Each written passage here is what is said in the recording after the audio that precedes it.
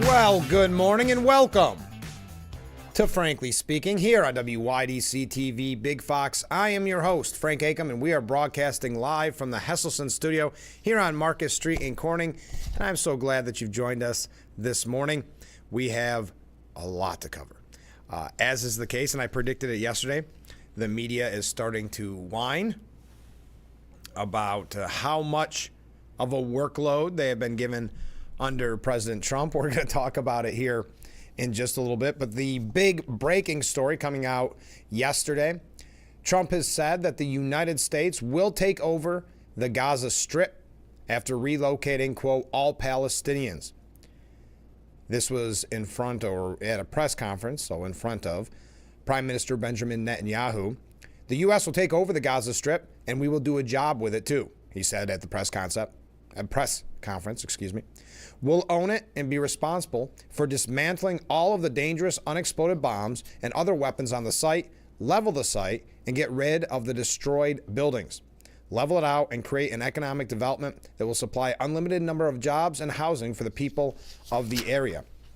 I think it was Witkoff who said it could take as much as 15 years to really clean it up and have it usable. But Trump added that the roughly 2 million Gaza Strip residents would be relocated to neighboring countries in a transitional phase and indicated they would not be granted the right to return afterwards. Just can't go back. If you go back, it's going to end up the same way it has for 100 years, the president said at the press conference. He said he would deploy U.S. troops to the territory if it is necessary, and that he imagined the world's people, quote, that's what he said, quote, imagine the world's people occupying an international, unbelievable place that would be regarded as the Riviera of the Middle East. Netanyahu all but endorsed the idea, saying, I think it's something that could change history, and it's worthwhile really pursuing this avenue. The Israeli leader said Trump sees a different future for the piece of land that has been the focus of so much terrorism, so many attacks against us, so many trials, and so many tribulations. He has a different idea, and I think it's worth paying attention to this. Very interesting. He said, this is Trump, I've studied it very closely over the last few months, and I've seen it from every different angle. I spoke to other leaders of countries in the Middle East, and they love the idea. They say it really brings stability, and what we need is stability. Hamas and Israel reached a ceasefire deal last month after Trump threatened hell for the terrorist group if a deal to end fighting and release hostages was not inked before he took office on January 20th. So your thoughts, the Riviera of the Middle East, the United States taking over Gaza, repeating the idea of moving Palestinians from Gaza, of course, in front of Prime Minister Benjamin Netanyahu, who all but endorsed the idea. So that is the breaking story from yesterday, one of many others on the list. The Senate did confirm Pam Bondi as Trump's Attorney General in a vote of 54 to 46, all but one Democrat, that being John Fetterman of Pennsylvania, voting against her confirmation. So Pam Bondi, it's been going pretty close along party lines, even with some Republicans defecting.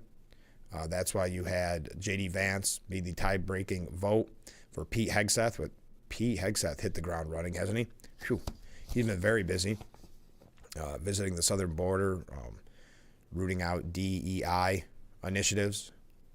But the Senate did confirm yesterday Pam Bondi, as was expected, not what the media has considered one of the more, well, the media considers them all controversial, but with this and the news that we're going to get to here in a moment with Tulsi Gabbard and Robert F. Kennedy, if everything goes smoothly, J.D. Vance was saying yesterday to an outlet, and I can't remember which one, that knock on wood, it looks as if all of Trump's nominees will be confirmed.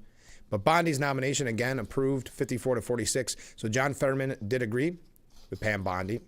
Senate Majority Leader John Thune praised Bondi as an experienced and tenacious prosecutor with a deep commitment to the victims of crime and their families. Thune declared that Bondi was committed to keeping politics out of the Justice Department. I thought Pam Bondi did a very remarkable job at the confirmation hearing when she was really, well, I like that word that Thune used, tenacious, especially against Adam Schiff. Adam Schiff caught off guard by a couple of her reactions, thinking that he could showboat and get that clip that would get him on the far left outlets, Facebook pages and the like. And instead it backfired because she called him out for some past grandstanding, we'll say. The Senate Majority Leader continued, in recent years, many Americans have lost faith in the Justice Department. They've seen federal prosecutors go after pro-life activists while attacks against churches have gone unprosecuted. The American people should be able to trust the Department of Justice, that it's not targeting Americans based on their political opinions or religious beliefs. Pam Bondi has promised to get the department back to its core mission, prosecuting crime and protecting Americans from threats to their safety and their freedoms. Now, Senator Dick Durbin, the top Democrat on the Senate Judiciary Committee, alleged that Bondi was chosen by Trump for the Attorney General spot because, quote, she is loyal. Again, when did that become a negative statement? Explain to me when there has been a president that nominated someone for his cabinet and asked specifically for them not to be loyal. Now, I know there is throughout history examples of people that looking for someone that may be playing devil's advocate. But in this instance, to vote down somebody for being loyal to the president and the president's agenda, which, mind you, won in a landslide in November, I think is a foolish and clearly a losing argument. One that I think at face value is quite laughable that if that is your only argument against Pam Bondi or any of the nominees, that they are, quote, loyal to the person that just won a landslide election, who the American people have spoken and wanted the Make America Great Again or America First agenda enacted. Durbin then criticized Bondi for allegedly being in lockstep with the Trump administration's efforts to remove FBI and DOJ officials responsible for investigating and prosecuting cases stemming from the January 6, 2021 Capitol riot, which I understand there's a lawsuit now because, 5,000 agents? As crime ran rampant, 5,000 agents focusing specifically on January 6th. We may get to the specifics on that a little bit later on. But Bondi faced stiff Democratic opposition in the Senate Judiciary Committee, which narrowly advanced her nomination in a 12-10 party line vote last week. We know all about the confirmation hearing itself. As Attorney General, Bondi will be seventh in line to the presidency and oversee a department with 40 separate sub-agencies and components and more than 115,000 employees. So Pam Bondi confirmed as Trump's Attorney General. Also yesterday we learned a lot yesterday, and we're starting with the breaking news. We have other topics that we'll be getting to, but under the Trump administration, there is so much breaking news that it could fill a 2-hour show. The Senate panel has advanced Tulsi Gabbard's nomination for DNI as well. This one, quote-unquote controversial. This one was one where it just seemed like it may not happen. It depended on a few things. One, surprisingly, Susan Collins showing her support for Tulsi Gabbard kind of at the last minute. She is now in position, this means to get the confirmed by the full chamber. So to understand the process, she got through the Senate Intelligence Committee, and now she takes that final step, the step that Pam Bondi just went through, to be voted on by the entire Senate, the full chamber. The 9-8 vote was along party lines, as is typical, and it probably will be when it comes to the full Senate. It puts Gabbard only days away from being considered on the Senate floor after a roller coaster process.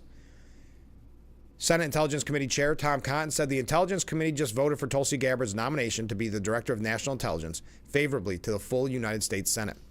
We look forward to her confirmation and working with her to keep America safe. This was a closed door vote, but again, a 9-8 vote, moving her to the full Senate. But on Tuesday, who was it? It got cut off. Here it is. I appreciate Tulsi Gabbard's engagement with me on a variety of issues to ensure that our intelligence professionals will be supported and policy will receive unbiased attention. So this was, and Susan Collins was another big win on Monday for Tulsi Gabbard. Collins and Young, that was the other name I was looking for, had been seen as pivotal votes in the committee, and winning over the pair likely also greases the skids for the former Congresswoman on the Senate floor, where she can only afford to lose 3 Republicans. Senator Mitch McConnell is considered a likely no vote, while Senator John Curtis indicated following the hearing that he had more questions about her confirmation. So she can only stand to lose 3 Republican votes. Mitch McConnell considered, anyway, a likely no vote, and we'll see where Senator John Curtis heads after this. A key moment during Gabbard's hearing came when Senator James Lankford asked whether she views Snowden as a traitor, advising her that the members of the intelligence panel would feel a lot better about her nomination if she would do so. Instead, she sidestepped 2 questions about whether Snowden betrayed the nation, telling lawmakers she is focused on the future and how we could prevent something like this from happening again. Lankford said it should have been an easy question and is universally accepted. When you steal 1 million pages of top secret documents and you hand that to Russia, that's a traitorous act. That's, again, fair questions asked of Tulsi Gabbard. But that's that kind of showboating that we talk about, that this, yes or no, this should be an easy question. Both sides do it. I'm not. But very interesting. And also in breaking news, the Senate panel has advanced RFK Jr.'s nomination. The betting odds show that he is now what they're calling a shoo-in. Again, anything can happen in Washington, but he's cleared a key hurdle yesterday after a Senate panel voted to advance his nomination to be Health and Human Services Secretary in a 14-3 vote, a close one. All along party lines, the Senate Finance Committee pushed through Kennedy's nomination after he managed to talk with Senator Bill Cassidy and kind of relay some of his concerns, kind of ease some of the questions that Senator Bill Cassidy had. That was someone who I mentioned yesterday was seen as the biggest hurdle in getting the nod to move forward, but he did get that after ensuring Cassidy that he wasn't going to go after vaccines. Because Cassidy did signal reservations last week, if you recall, that he was struggling with the decision. In a statement posted before the vote, Cassidy said he had a very intense conversation with Kennedy and the White House over the weekend, thanking specifically Vice President J.D. Vance for his honest counsel. Cassidy told the full Senate after the vote that he received a series of promises from Kennedy, including that he would maintain the Center for Disease Control and Prevention's Advisory Committee on immunization practices, and that he would not remove statements on the CDC's website noting that vaccines do not cause autism. Quote, Mr. Kennedy and the administration committed that he and I would have an unprecedentedly close, collaborative working relationship if he is confirmed. We will meet or speak multiple times a month. This collaboration will allow us to work well together and therefore be more effective. So it looks as if, and again, anything can happen, RFK Jr., after clearing the 14-3 vote in the Senate Finance Committee, could be the next Health and Human Services Secretary to the full chamber. Now, you know my position has been on this, that I thought it was an uphill battle, that I wasn't sure it would happen, especially with Cassidy. I also thought that there could be, and it's not over, though, as I said, the betting odds, for whatever that is worth, the betting odds are saying that he will receive the confirmation in the full Senate. Time will tell. Your thoughts. We have people predicting that he's going to get in. We have people predicting the same with Tulsi Gabbard. I was a little more skeptical just because of some of the grandstanding by Republicans, which always makes me concerned. I was hoping that they would see what November meant, and some have, but you still have some of the holdouts like Mitch McConnell, loving the little bit of attention he got on Sunday for saying that he doesn't have a good relationship with Trump, being a likely no vote for Tulsi Gabbard. So again, a big day for Trump's cabinet nominees. Now, when it comes to Kash Patel, Democrats, and this is an article from Politico of all places, saying Democrats are still looking for opportunities to undermine Trump's nominee to run the FBI. In a letter, lawmakers are asking Judiciary Committee Chair Chuck Grassley for another formal hearing with the nominee, specifically to question Patel over the recent personnel shakeup at the FBI. Democrats on the panel also want to see Patel Patel's as part of the then special counsel Jack Smith's investigation into Trump's retention of classified documents. Quote, in order to discharge our constitutional duty, we must have a full and accurate understanding of Mr. Patel's record. The committee must fulfill its responsibility to the American people and the 38,000 employees of the FBI nationwide to ensure that the director confirmed by the Senate possesses the requisite characteristics of truthfulness, trustworthiness, and regard for the protection of classified information befitting of the FBI. They're also asking for Republican help in obtaining the materials relevant to Patel's nomination from Smith's report concerning the classified documents case. Patel has been subpoenaed as part of the investigation and granted immunity after he invoked the Fifth Amendment right against self-incrimination. So that is one that will be, I don't know if they'll be granted a second hearing with Patel, but it'll be interesting to see how Kash Patel's confirmation continues. Okay, there's a quick update. We got more breaking news. We're just getting started. Get those comments coming in. What are your thoughts? Pam Bondi, what are your thoughts about Trump saying we're taking over Gaza? That the United States will take over the Gaza Strip after relocating all Palestinians, saying it'll be the Riviera of the Middle East. Your thoughts on this? Running a little bit late. Stay with us. We're just getting started, just getting warmed up on Frankly Speaking here on WYDC TV, Big Fox. If you or a loved one regularly used hair relaxers or straighteners and were diagnosed with uterine, ovarian, or endometrial cancer, you may be entitled to significant financial compensation.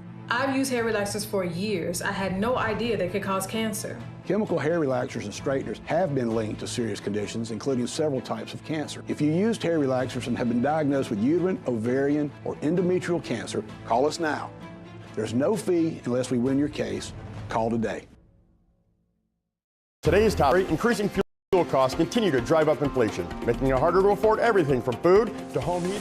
Here at Hustlesons, we know the only way to beat inflation is to fight inflation. So we're fighting back with zero interest financing and big cash rebates. Get a 4-person hot tub for your family for as little as $100 per month and pay zero interest. Or save up to $3,000 on a fabulous salt system hot tub. And of course, you will always get Hustlesons' unbelievable service. Don't let inflation fears kill your dreams. Fight back with Hustlesons. Remember, it's always fun to poke in the corners at Hustlesons.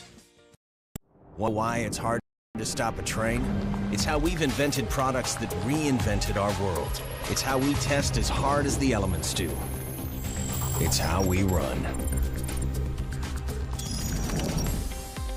Aaron's Heating and Air Conditioning in Corning is now offering residential plumbing services.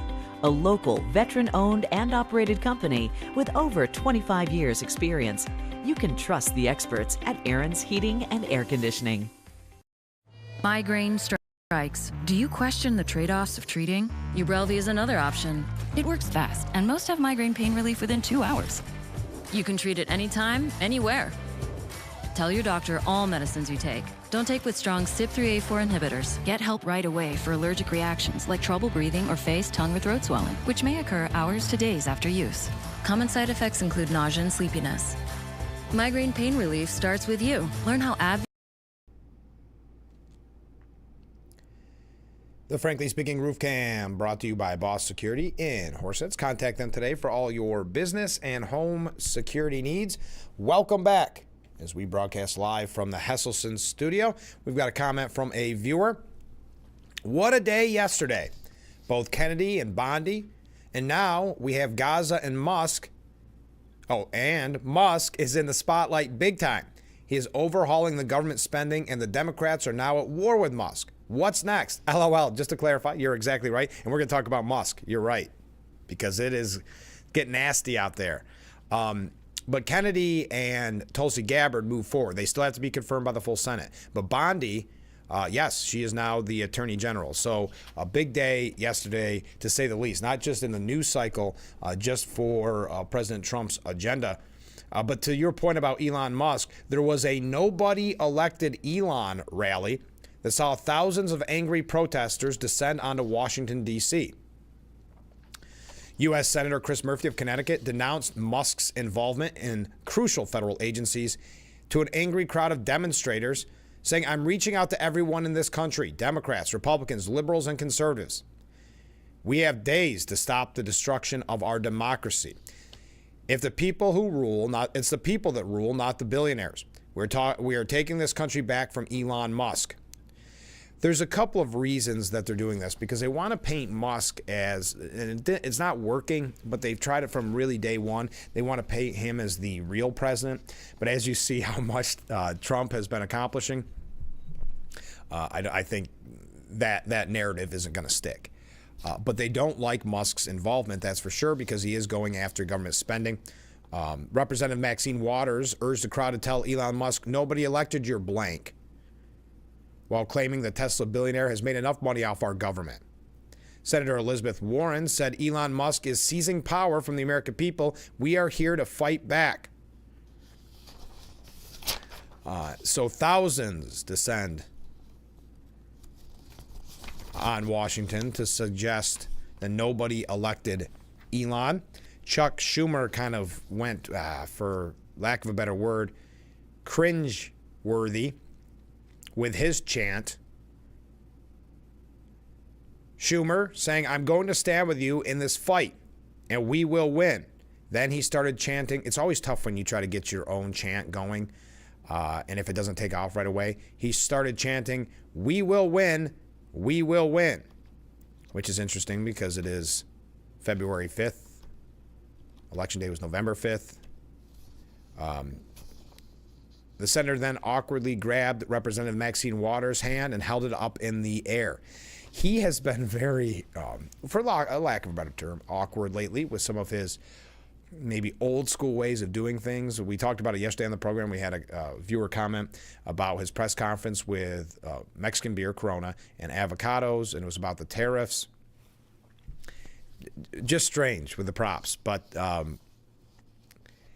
this is all in reference to the attacks on Elon Musk. Again, a kind of twofold. One, they just don't like Musk. They don't like anybody going in to the government and trying to cut back, and we have some examples of that.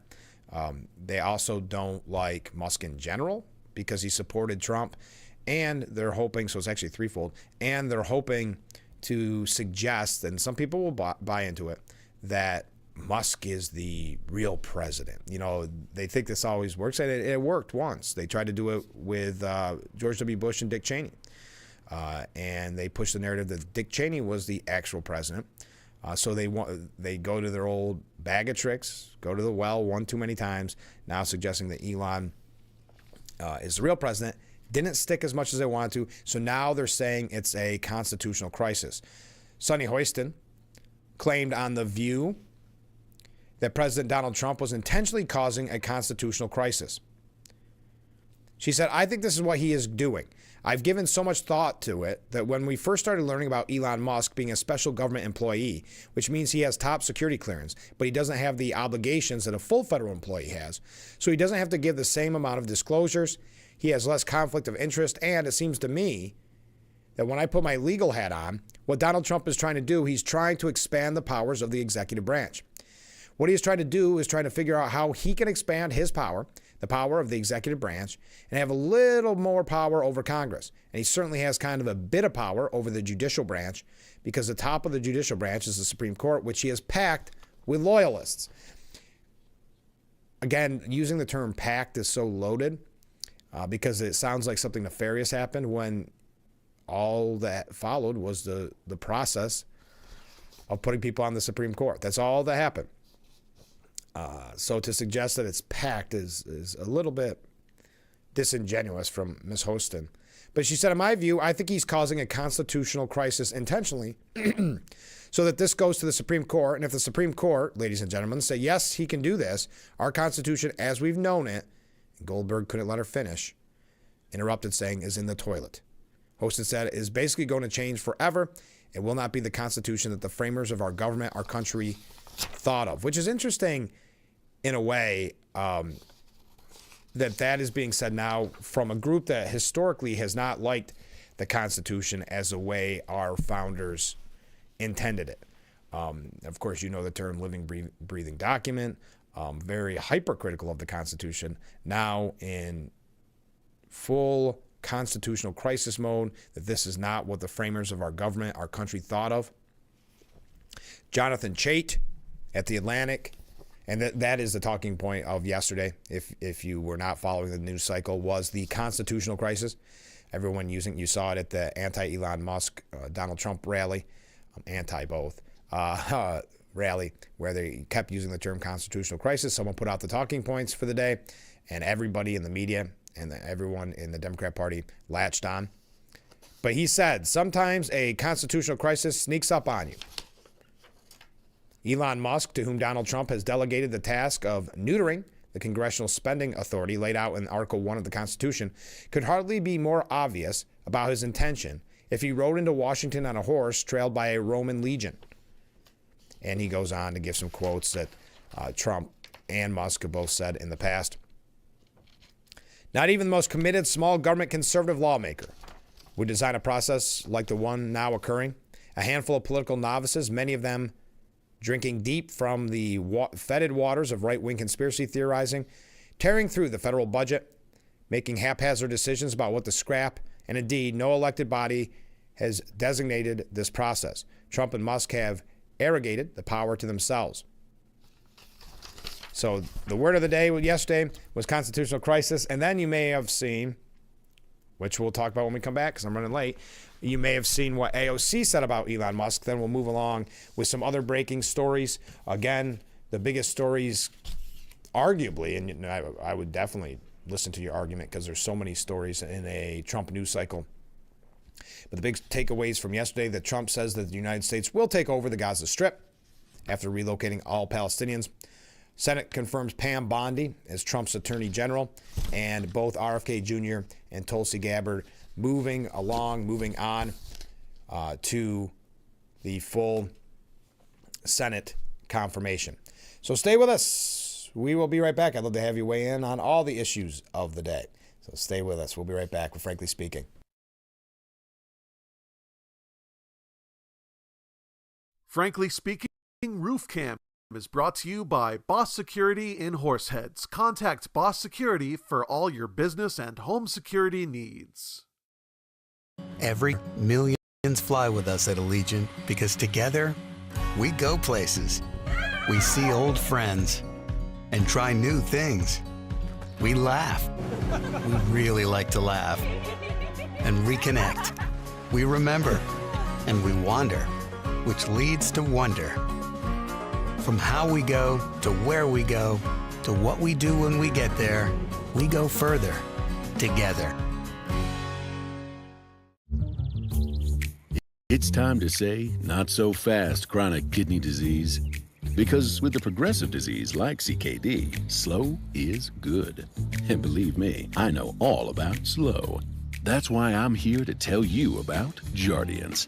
It's a little pill proven to slow the progression of CKD and reduce the risk of kidney failure, which can lead to dialysis. Serious side effects include increased ketones in blood or urine, which can be fatal. Stop Jardiance and call your doctor right away if you have nausea, vomiting, stomach pain, tiredness, trouble breathing, or increased ketones. Jardiance may cause dehydration that can suddenly worsen kidney function and make you feel dizzy, lightheaded, or weak upon standing. Genital yeast infections in men and women, urinary tract infections, low blood sugar, or a rare life-threatening bacterial infection between and around the anus and genitals can occur. Call your doctor right away if you have fever or feel weak or tired and pain, tenderness, swelling, or redness in the genital area. Don't use if allergic to Jardiance. Stop use if you have a serious allergic reaction. Call your doctor if you have rash, swelling, difficulty breathing, or swallowing. You may have increased risk for lower limb loss. Call your doctor right away if you have new pain or tenderness, sores, ulcers, or infection in your legs or feet. So go on, say not so fast CKD. Ask your doctor about Jardiance for chronic kidney disease.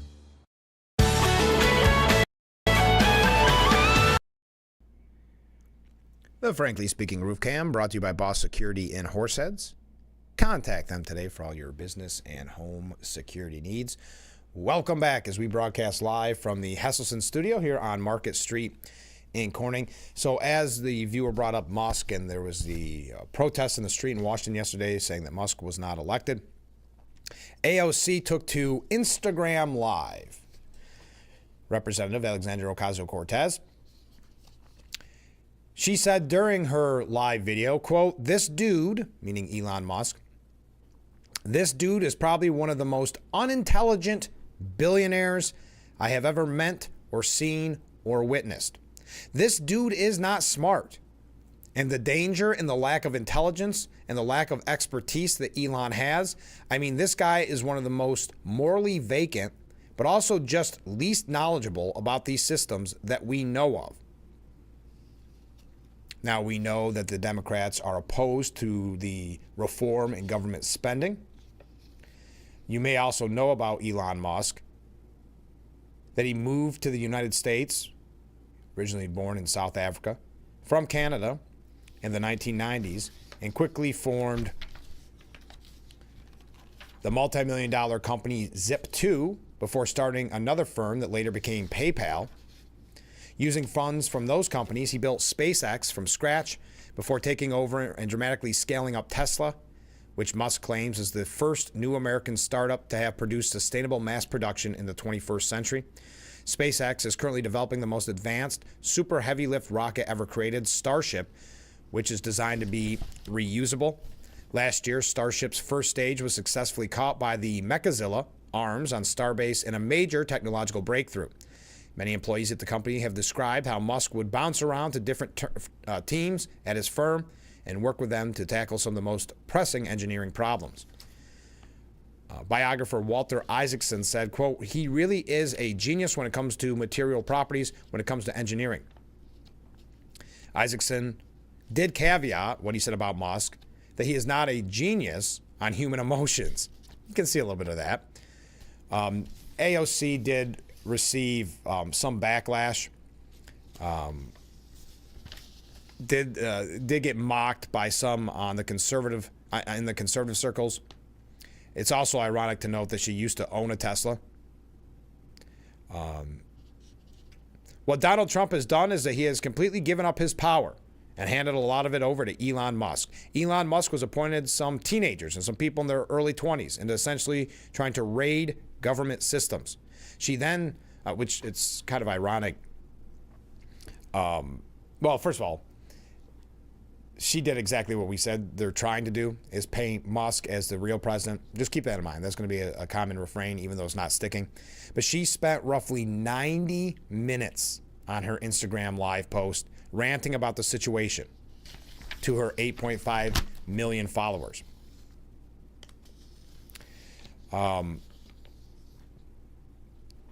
GOP operative Kevin Smith quoted, "He literally is going to Mars, and she has a hard time getting to Queens." And that is in reference to people ripping her in the past for being out of touch with the borough on such issues as crime. Others saying she doesn't actually do anything but Instagram videos. She hates her job so much she has to review committee assignments and check emails all day, and all she wants to do is make Instagram videos. So there you are. Quote from AOC, quote, "This dude is probably one of the most unintelligent billionaires I have ever met or seen or witnessed." All those things combined. Okay, again, breaking news before we go to break. Trump says that the United States will take over the Gaza Strip. Get your opinion on that. The Senate did confirm Pam Bondi as Trump's attorney general, and Tulsi Gabbard and RFK Jr. moved forward to now they will have the full Senate vote soon, and we'll find out if they are confirmed to their respective cabinet positions. All right, let's take a break. You guys are quiet this morning. We'll be right back with Frankly Speaking here on WYDC TV, Big Fox.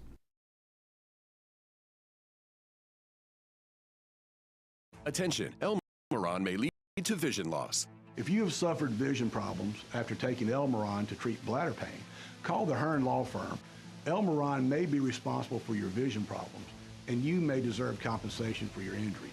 If you took Elmaron and now have vision problems, call the Hearn Law Firm at 888-308-3866 right now. You could find out if you qualify in less than 2 minutes. Call 888-308-3866 for your free case review. Isn't this important? Don't you want more energy? Now's the best time to make every day better and relieve those achy muscles and pains than with the Hesselson's Hot Tub. Hesselson's has hot tubs in stock and available for immediate delivery with unbelievable savings. Hesselson's offers 0% interest-free financing for up to 5 full years. Hesselson's carries the only hot tub brand in the industry with the exclusive freshwater salt system that is eco-friendly and easy to use and only enhances your hot tubbing experience. Come in today and see why your next hot tub should be a Hesselson's hot tub. And remember, it's always fun to poke in the corners at Hesselson's. settle for ordinary. Not when outstanding is within reach. From laminate and vinyl to tile and wood, Floor & Decor has more options for pros, homeowners, and anyone looking for the right look at the right price. With an entire store full of ideas in stock, your next beautiful space is at Floor & Decor. Don't you just love Valentine's Day? Don't you just love love? Oh, I love it. And because no two types of love are the same, Macy's has Valentine's Day gifts for all of them. Gifts for first love, puppy love, true love, everlasting love, topsy-turvy love. Gifts for butterfly stomach love. Sat next to them on a cross-country flight. We didn't really talk that much, but there was definitely vibes. Love. Huh. This Valentine's Day, let Macy's be your guide to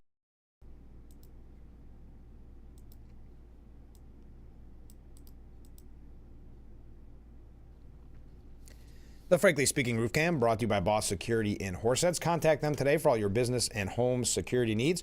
Welcome back as we broadcast live from the Hesselson's studio here on Market Street in Corning.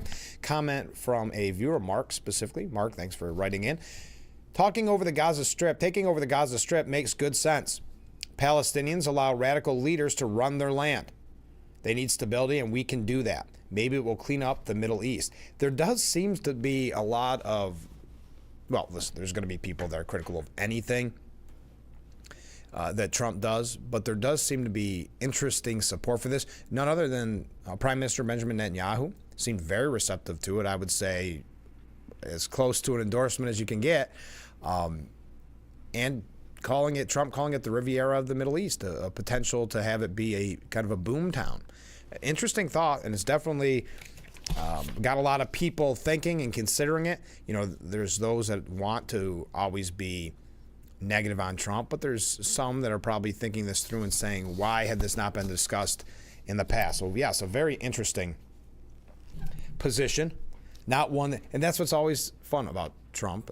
This happened the first term, where you think, well, this is going to be a big story, and this is going to be a big story, and then way out of nowhere, there's a story that you did not expect to come over the wire that kind of leapfrogs above all the other stories.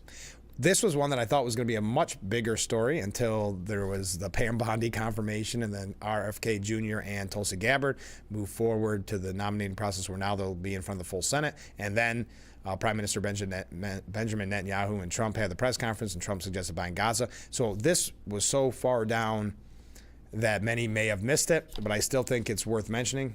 Maybe it's just because I'm excited that we have the Super Bowl on Fox this year. But Trump plans to attend the Super Bowl. That's according to reports. He would be the first sitting president to do so. And again, you can make your predictions or what you think will happen in the game. I'd love to hear from you. Did not expect this, but it makes sense. Trump has been known to go to many sporting events, not just when he was president, but also during his campaign. Now, I will say, you knew the Super Bowl was going to have really, really tough security. But now imagine what it's going to look like if you are attending the game. You may want to prepare for hours upon hours of security. I know, just on a kind of a minuscule scale, just to show you what it was like, when I went to the speech with J.D. Vance, the J.D. Vance rally in Williamsport, they had the whole, I guess you would call it like city block. They were going through and sweeping for bombs. I was in a certain area that was a little closer to the building because it was press, and they had a dog go through my car. I mean, this is going to be very interesting if you're headed to the Super Bowl. Also, it should be noted, Trump is recording an interview with Fox News host Bret Baier, which will air on the Fox Network's pregame show at 3 p.m., so mark your calendar for that. That's going to be right here on Fox at 3 p.m. ahead of the 6:30 kickoff. This was when, I'm not going to say people first started noticing the decline of Biden. It had been noticed since the very beginning, since day one. It had been talked about a lot. But the heightened concern about Joe Biden, I think for many people that were even thinking it was just a right-wing conspiracy, was when he turned down doing the Super Bowl interview, because that's normally a softball interview. It's normally just kind of a fun interview, and he did not want to speak to one of the biggest crowds you could speak to. It was really where you said, maybe it's even worse than what we thought it was. but not Trump. Trump is obviously doing the interview with Bret Baier. Again, that's going to be at 3 o'clock right here on Big Fox. And just it's going to be interesting to watch coverage of the whole game, because we're not going to get into all the kind of soap opera part of it. But 4 sitting vice presidents have attended the Super Bowl. 1971, Spiro Agnew, a devoted Baltimore Colts fan, watched his team beat the Dallas Cowboys 16-13. 11 years later, then VP George H.W. Bush was at the San Francisco's win over the Cincinnati Bengals. I don't know if you care about all these. Al Gore was there in 94, and Mike Pence was there in 2017. So there you go. Trump plans to attend the Super Bowl. I think that's kind of interesting. Well, the coverage is going to be great. Okay. Also, since we've been talking about international stories this morning, specifically about Gaza, another article, another piece of news that may have missed your radar, but I think worth noting. President Trump said yesterday that Iran will be obliterated if it assassinates him, saying he's drafted an order to the effect if he dies. Quote, if they did that, they would be obliterated. That would be the end. And this is as he was signing an order to reimpose maximum pressure on Tehran, including directing Treasury Secretary Scott Bessent and Secretary of State Marco Rubio to tighten sanctions on the theocracy's oil sales and enforce violations of existing restrictions in a bid to reduce its exports to, quote, zero. I've left instructions, said the president. If they do it, they get obliterated. They won't be anything left. There won't be anything left, and they shouldn't be able to do it. And Biden should have said that, but he never did. I don't know why. Lack of intelligence, perhaps. Trump said he was reluctantly signing the order to prevent Iran from acquiring nuclear weapons, though that is an important step. He said, with me, it's very simple. Iran cannot have a nuclear weapon. And he suggested the country is too close to developing weapons-grade uranium. I'm not sure why that says he was reluctantly signing the order. So another thing I think is just worth commenting on as you push aside how the news cycle has been going and how much there is to cover every day. Just think of and this was happening in his first term. Think of Trump's energy. You know, they somehow, I got on the list for his press, and that's not just press releases, it's his daily schedule. And it's impressive to say the least. And you think about Inauguration Day and all these times where he's been, sun up to sundown busy. But to that point about Iran, and then I was just going to say to compare it to the last 4 years, very different. But the New York Post editorial board has this to say, that Trump's top Mideast priority must be stopping Iran from going nuclear. Today's sit-down between Benjamin Netanyahu and Trump, so this came out late yesterday, showed they clearly agree on the single most important issue in the Middle East, not letting Iran go nuclear, and that's a big relief. And quite a shift from the pro-Iran, anti-Israel days of the Biden administration. Indeed, just before the two men met, Trump signed an executive order reapplying maximum pressure on Iran to prevent it from acquiring nuclear weapons. That includes enforcing sanctions and cutting off Tehran's oil exports to deprive it of foreign funds. Trump vowed to try to work out a deal with Iran, but Iran, he said, cannot have a nuclear weapon. That doesn't leave a lot of time for diplomacy, since Tehran is most likely just weeks away from getting one unless somebody stops it or at least sets it way back. And Trump was clearly right. Iran is run by a radical, anti-democratic regime that's out to dominate the entire Middle East. If he gets his hands on nuclear weapons, the whole world loses, including the Iranian people. Which is why we expect Trump and Benjamin Netanyahu, hopefully, discussing behind closed doors how they'll ensure that it never happens. The issue's urgency is one more reason Netanyahu was the first foreign leader to visit the second-term Trump White House, and likely another reason Trump ended the Biden-era ban on delivering some of the biggest bombs in the U.S. arsenal to the Israelis. Reports this week suggest that Tehran is seeking added, faster paths to acquiring a full Nuke Plus delivery system package, even if the first fruits are less sophisticated than what it had earlier thought. That tells you that Iran knows the clock is ticking.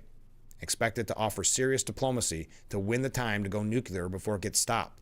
If Israel determines Iran is on the brink, it'll surely look to strike Tehran's nuclear sites before any bomb can go online, and Trump will need to back the Jewish state, even perhaps with active military support. Yes, Trump and Netanyahu also discussed the next phase of the ceasefire hostage release deal and seemed largely in agreement on the need to purge Hamas from Gaza. That's good news as well.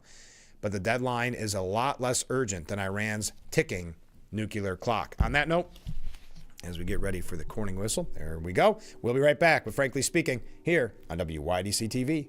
Big Fox, stay with us.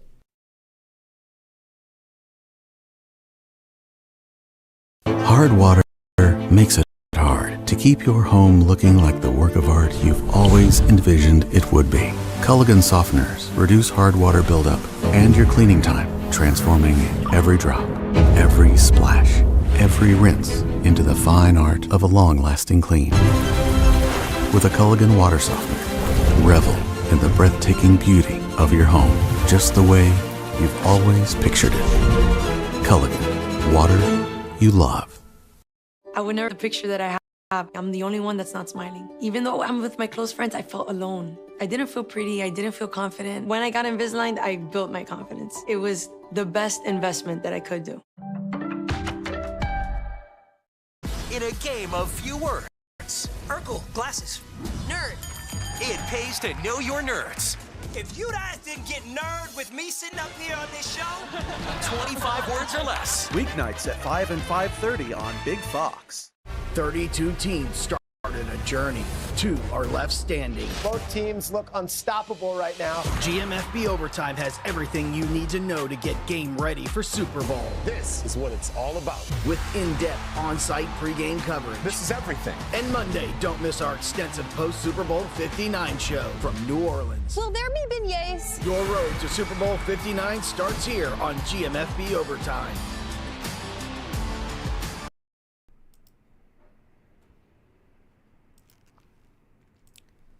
The Frankly Speaking Roof Cam brought to you by Boss Security in Horseheads. Contact them today for all your business and home security needs. Welcome back as we broadcast live from the Hesselson studio. Here's a comment from a viewer.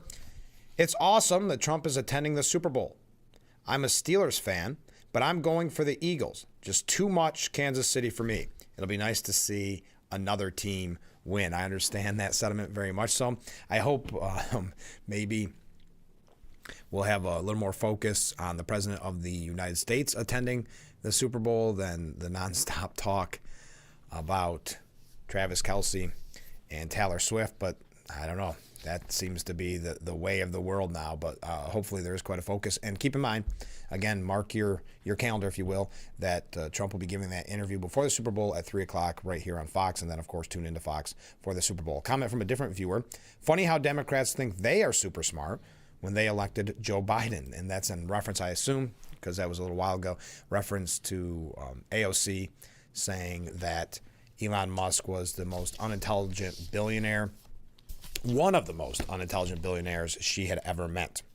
Okay, this doesn't come as a surprise. It's just nice to hear. Army recruiting has shattered records after President Trump's election win. The U.S. Army recently announced it shattered previous recruiting records, with December 2024 being the most productive December in 15 years. The branch reported it enlisted nearly 350 soldiers every day that month. On a post on X, Army recruiting officials wrote, "Our recruiters have one of the toughest jobs, inspiring the next generation of soldiers to serve. Congratulations and keep up the great work." Secretary of Defense Pete Hegseth took to X to share the great news. Bottom line, America's youth want to serve under the bold and strong America First leadership of President Donald Trump. He tweeted out, what a difference. I mean, those kind of numbers, biggest numbers in 15 years. As we know, there has been quite a need for recruits that it's become almost I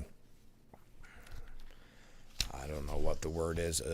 It's become very dangerous, maybe, is a word to use, of the numbers that were previously being reported, but now breaking a record in December of 2024 after Trump's win, that recruiting shattered records.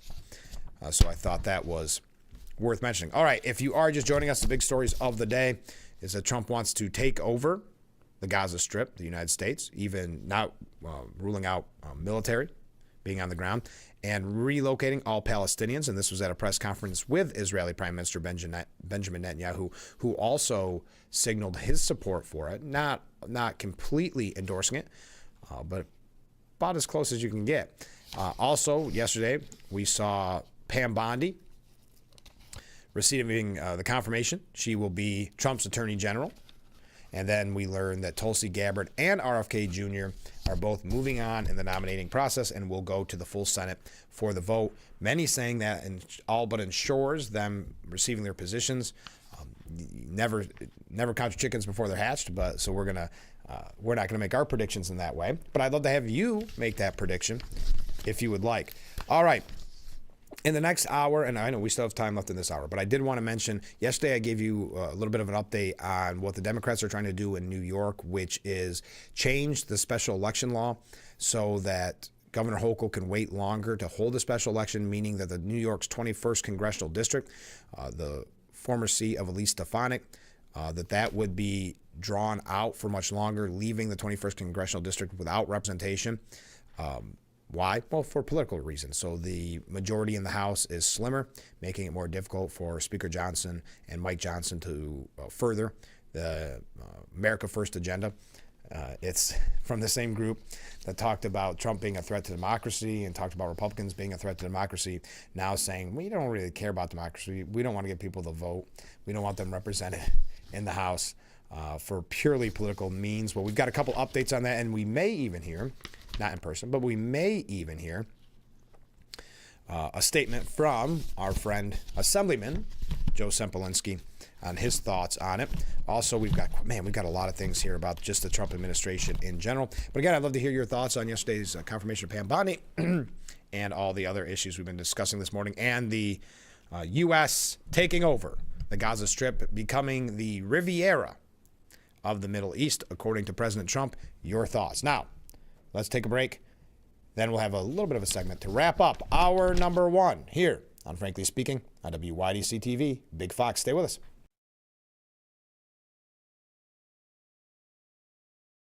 Have you been unable to work for over a year due to a mental or physical disability? Were you recently denied Social Security disability benefits? Great news. You may be eligible for money, back pay, relief.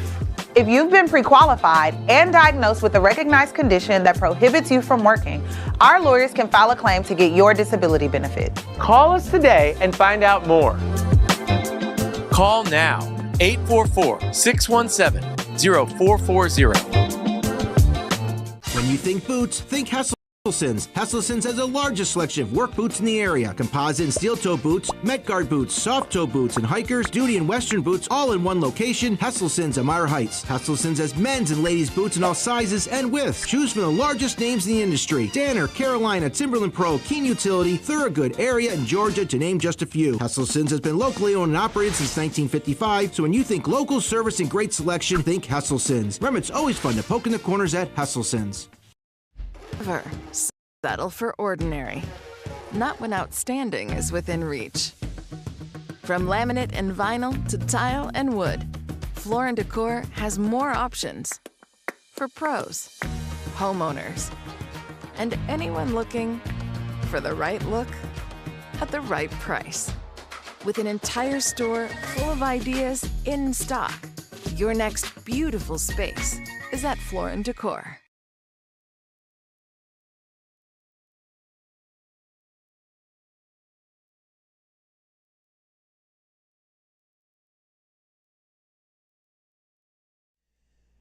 The Frankly Speaking Roof Cam, brought to you by Boss Security in Horseheads. Contact them today for all your business and home security needs. Welcome back as we broadcast live from the Hesselson studio. A couple comments from viewers. US aid is done. Overseas employees have 30 days to come back. Too much wasteful spending, according to Trump. Yes, but wait how you see how the Associated Press reports it. Ready?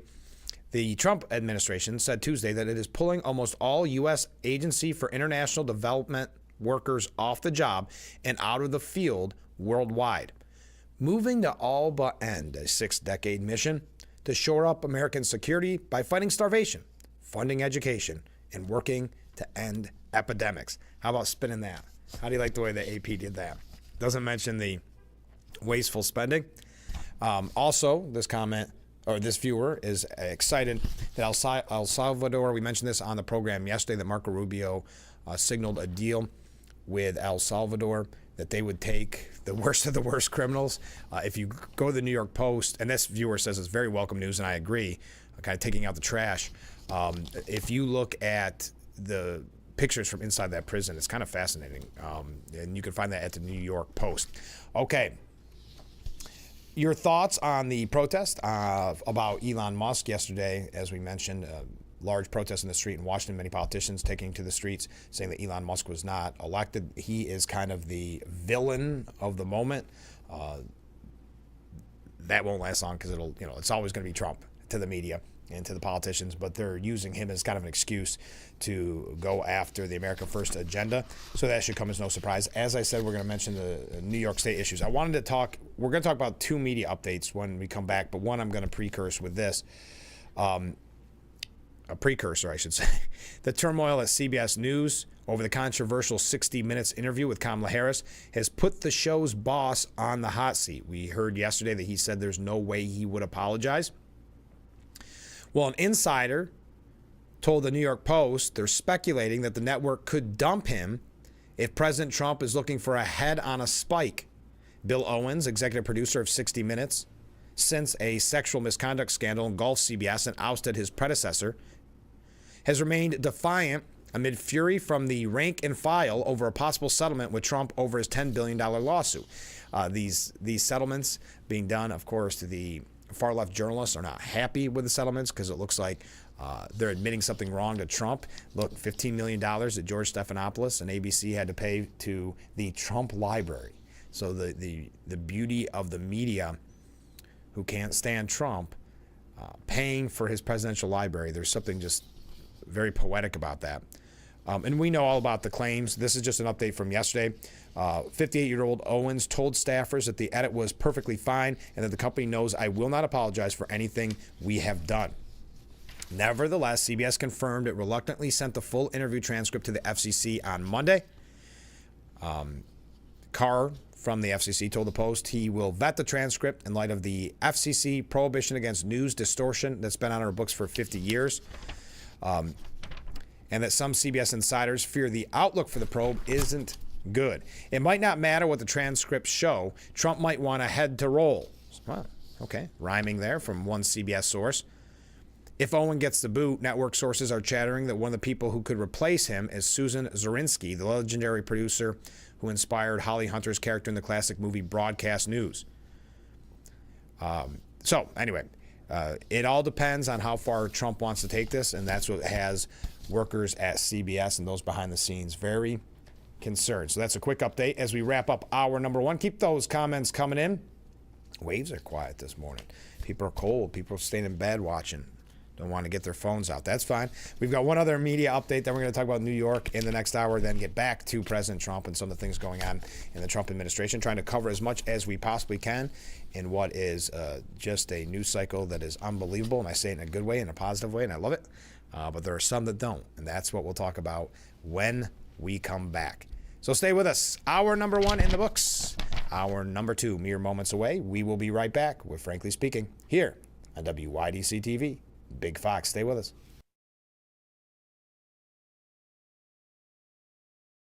It's time to stock up on your favorite New York wines at GCP Discount Liquors and Wines in Horseheads. GCP Discount Liquors and Wines has the largest selection of Finger Lakes wines in the Southern Tier, all under one roof. Whether you're looking for Lakewood, Wagner, Wise, or Haslett 1852 Vineyards, GCP Discount Liquors and Wines is your convenient one-stop shop for these great wineries and more, all at the area's lowest prices. Shop GCP Discount Liquors and Wines in Horseheads, the best in service, selection, and price.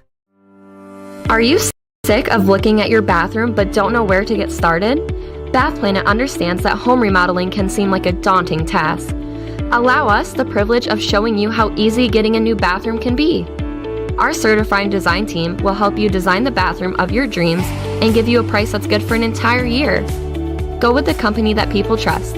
Bath Planet, 2 locations serving the entirety of the Twin Tiers. Call today. Why it's hard to stop a train? It's how we've invented products that reinvented our world. It's how we test as hard as the elements do. It's how we run. Aaron's Heating and Air Conditioning in Corning is now offering residential plumbing services. A local, veteran-owned and operated company with over 25 years experience. You can trust the experts at Aaron's Heating and Air.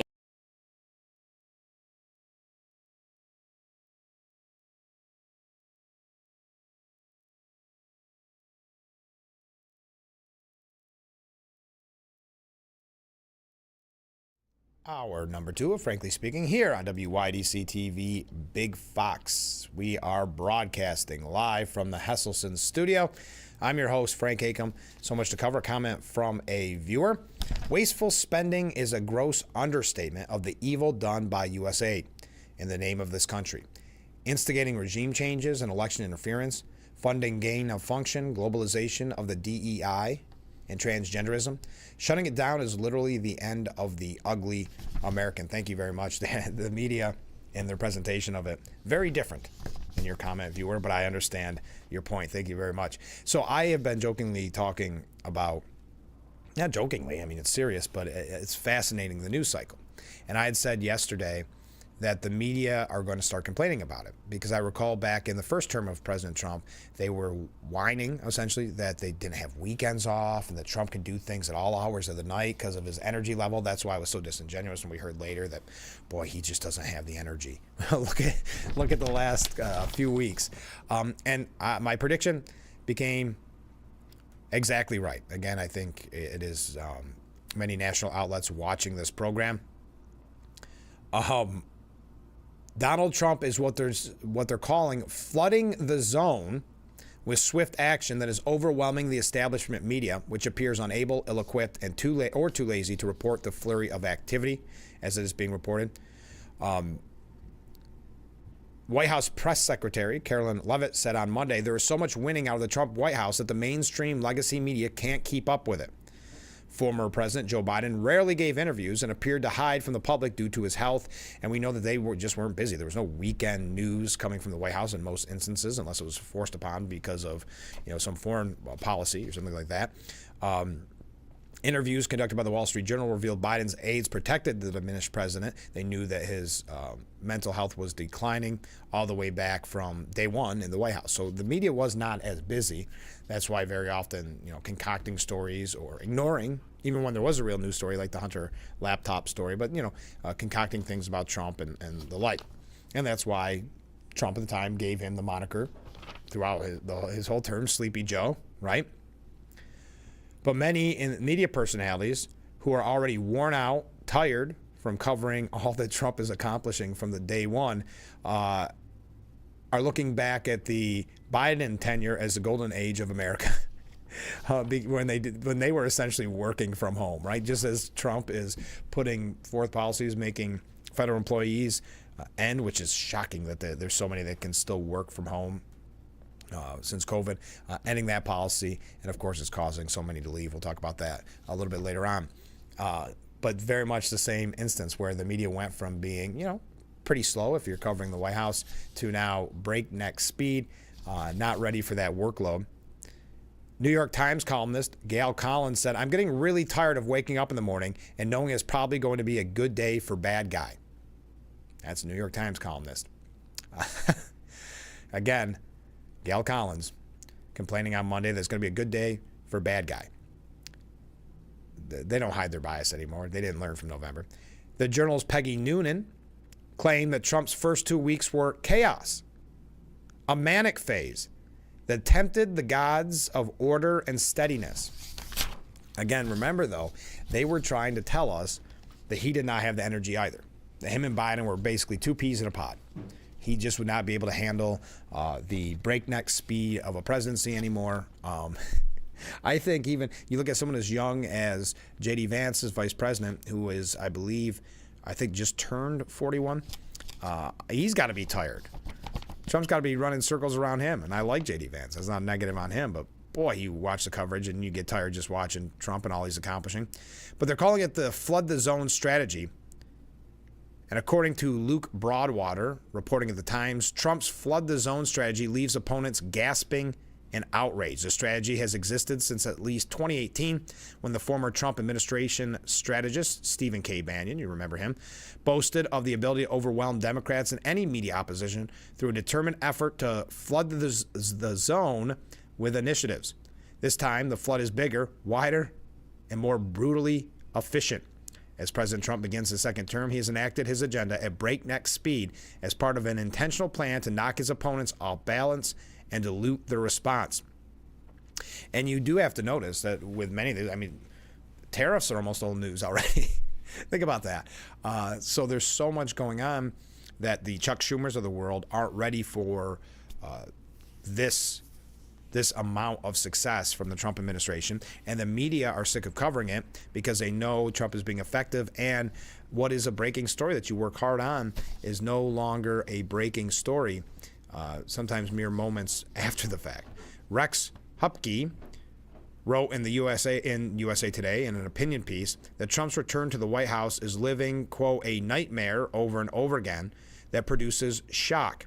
He advises readers to protest where you can and help those harmed by Trump's actions. Every morning is the same shock. Will we wake up and see he launched an attack on Greenland? Or as he announced Friday, imposed tariffs on allies like Canada and Mexico?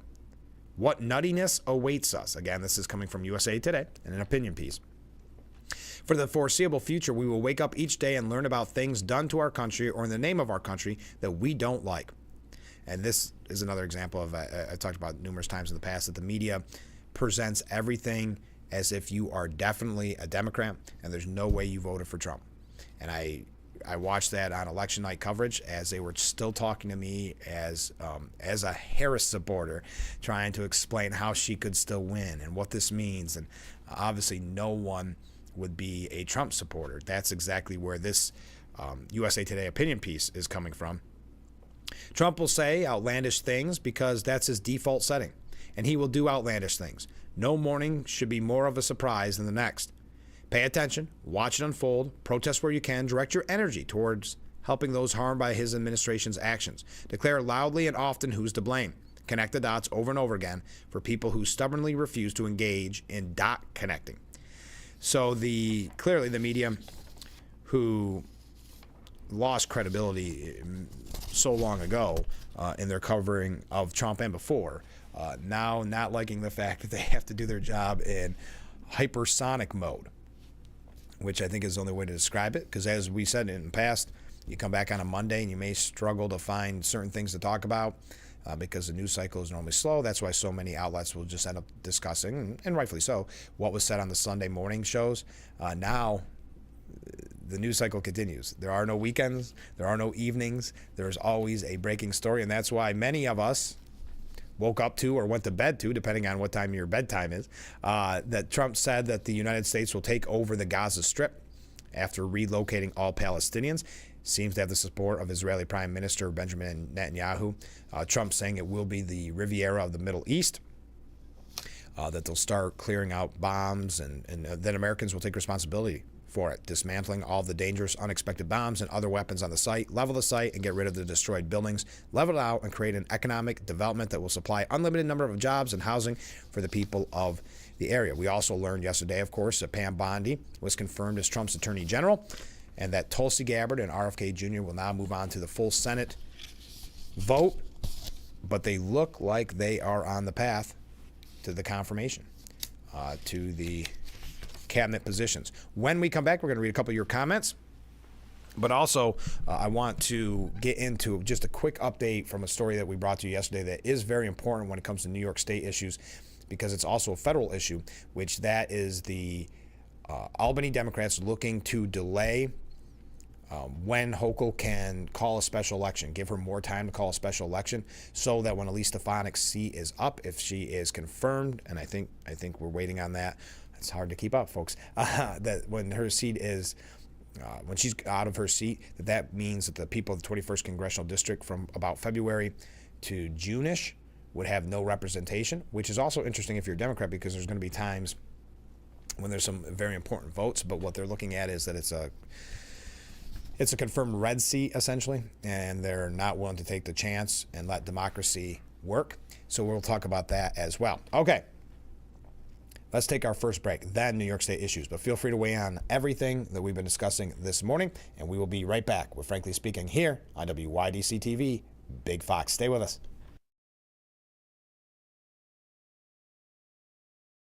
If you or a loved one regularly used hair relaxers or straighteners and were diagnosed with uterine, ovarian, or endometrial cancer, you may be entitled to significant financial compensation. I've used hair relaxers for years. I had no idea they could cause cancer. Chemical hair relaxers and straighteners have been linked to serious conditions, including several types of cancer. If you used hair relaxers and have been diagnosed with uterine, ovarian, or endometrial cancer, call us now.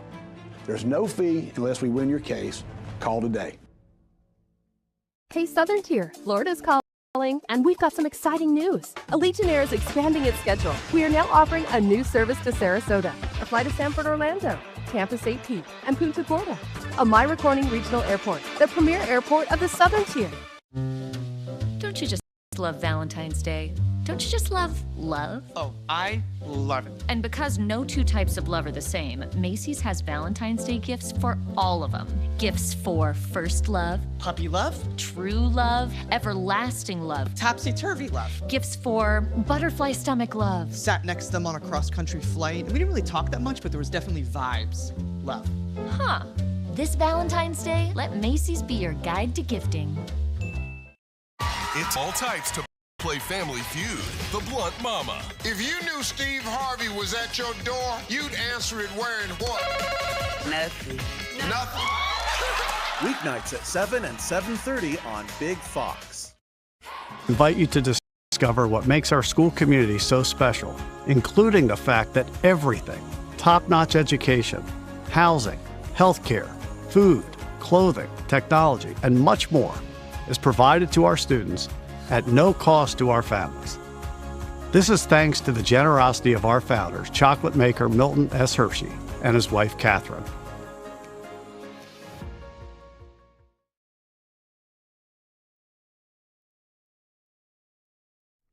The Frankly Speaking Roof Cam, brought to you by Boss Security in Horseheads. Contact them today for all your business and home security needs.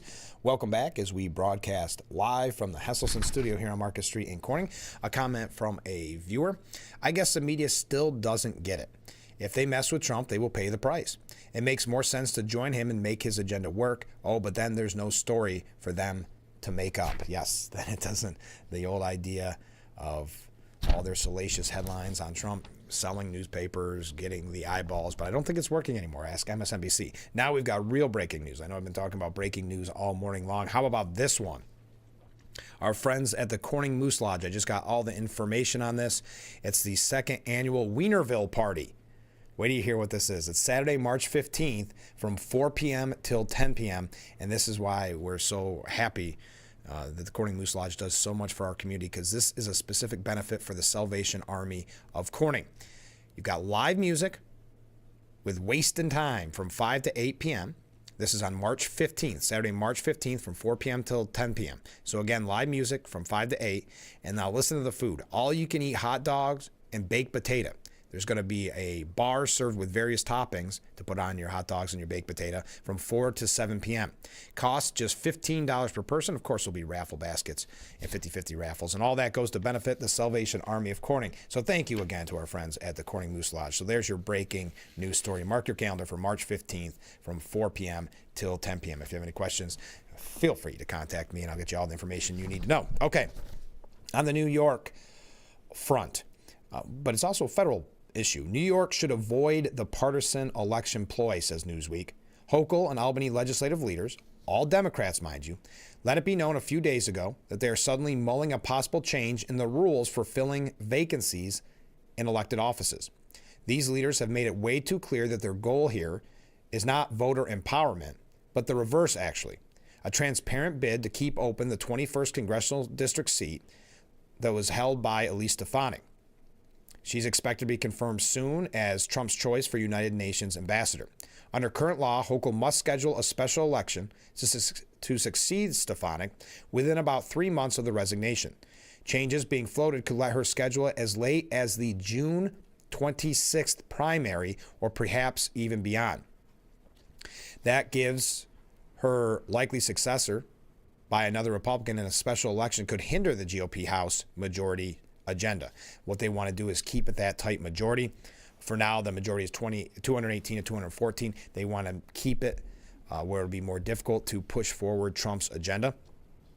And keep in mind, Hakeem Jeffries, the minority leader, is very much pushing this because it would benefit him by making it harder for Speaker Mike Johnson to push through legislation requiring broad support. Jeffries hasn't the power to alter the timing. He met with state allies about the maneuver. Republicans have gone verbally ballistic, charging with reason that voters could be deprived of a voice in the House for some time. They'd fight any change in court. And you've had Mike Lawler, who many are speculating, himself making it pretty clear that he's going to run for governor. He is even calling for a RICO investigation on this. So they're being very transparent in why they want to do it. Such legislation should not be done ad hoc. Amid the public storm, maybe Democratic legislators are getting the message. On Monday, they seem to be hesitating before introducing a bill that would turn that pause into a fair, nonpartisan rethinking of how to reform systematic weaknesses. Not a quick Albany fix to help their national party. In attempting to regain the House majority, Jeffries and company could do it the old-fashioned way, by winning elections whenever they're scheduled. And that the problem I have with this and why I think it could ultimately happen is, Governor Hochul wants to save face at the national level. She spoke the DNC didn't do a good job. Many people blamed her. Making mistakes, embarrassingly so.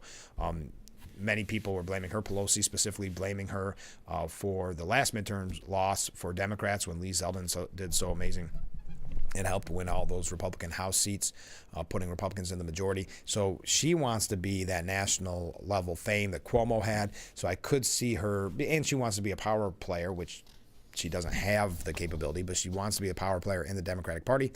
So I could see her caving to these demands.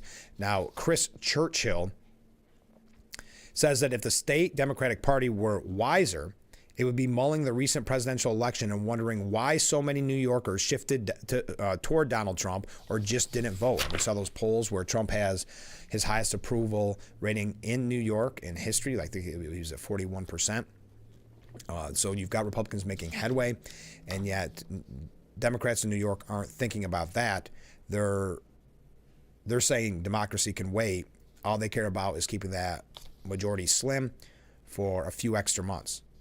Purely political. Democrats might also be considering why, in a state presumed to be deep blue, a Republican allied with Trump came within 6 percentage points of upsetting Governor Hochul in the 2022 governor's race. Indeed, a better Democratic Party would find both elections reason for humility, grace, and reflection. Alas, there's little evidence. Many in the party are taking lessons from recent elections to heart. Instead, its leaders in New York are playing games. And we don't have to go back through what would be done, what they're trying to lay forth. What they want is that seat to remain open longer. So no representation for those in the 21st Congressional District for even longer because they know that seat will be red. So what they're trying to do is delay, work behind the scenes in a smoke-filled room to delay it, allow Governor Hochul to delay it even longer so that Speaker Johnson has less of a majority for longer.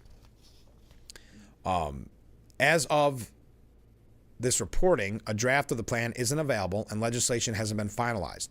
From what we're being told, the proposal might allow Hochul to combine the special election with the regular scheduled primary election in late June or with even the general election in early November. Think of that. Could maybe even be all the way to November, again, for purely political reasons.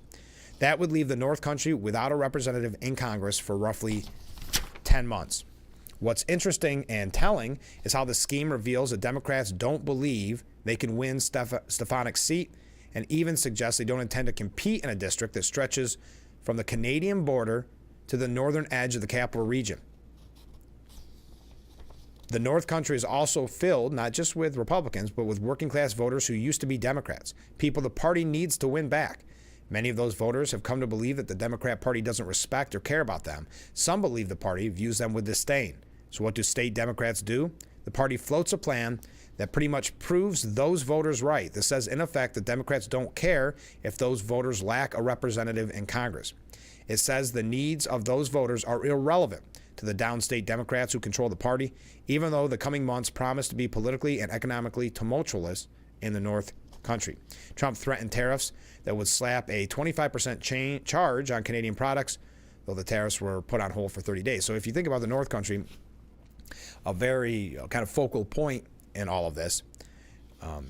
So if tariffs hurt the North Country, its congressman will need to be a voice for the district in Washington.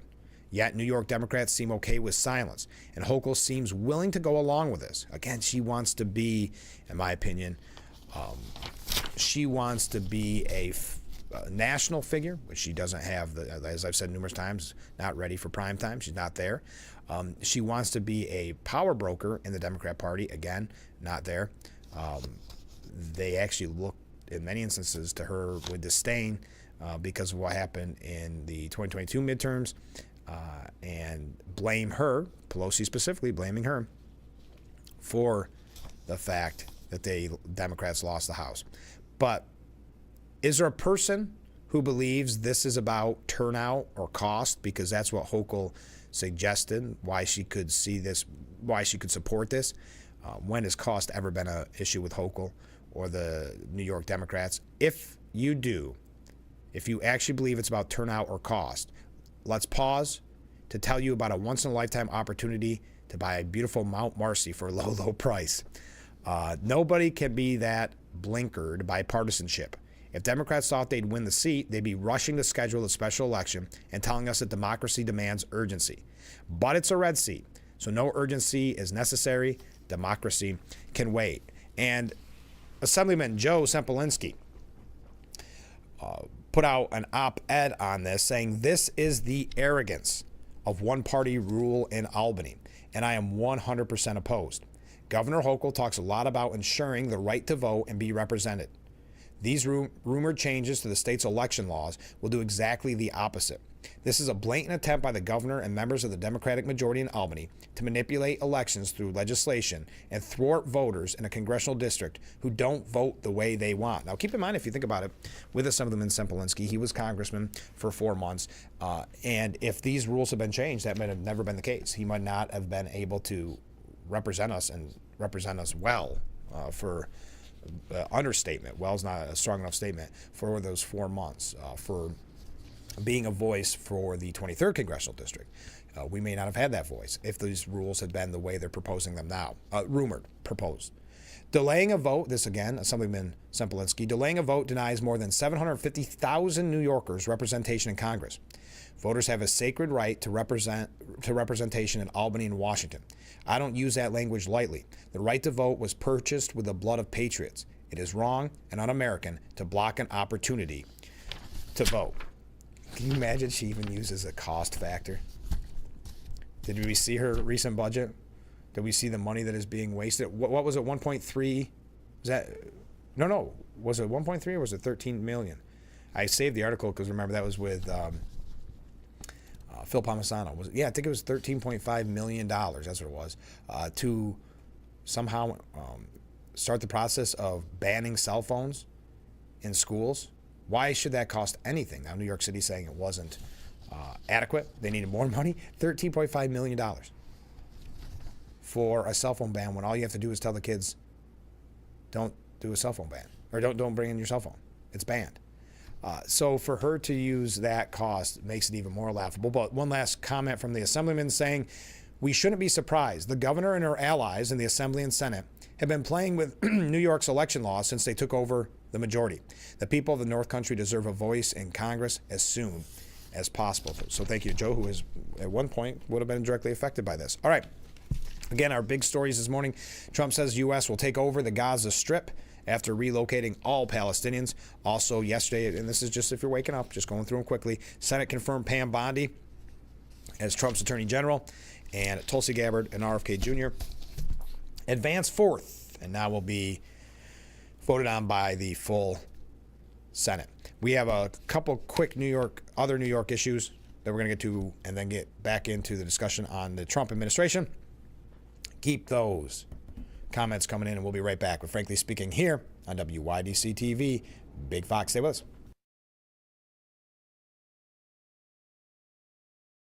In today's world, securing your business is more important than ever. Protected with Boss Security's state-of-the-art alarm systems. When seconds matter, trust the experts. Boss Security is proud to safeguard local businesses across the Twin Tiers. Contact Boss Security today.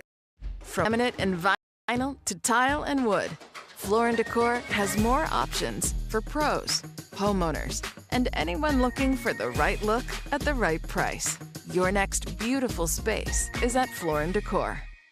32 teams started a journey.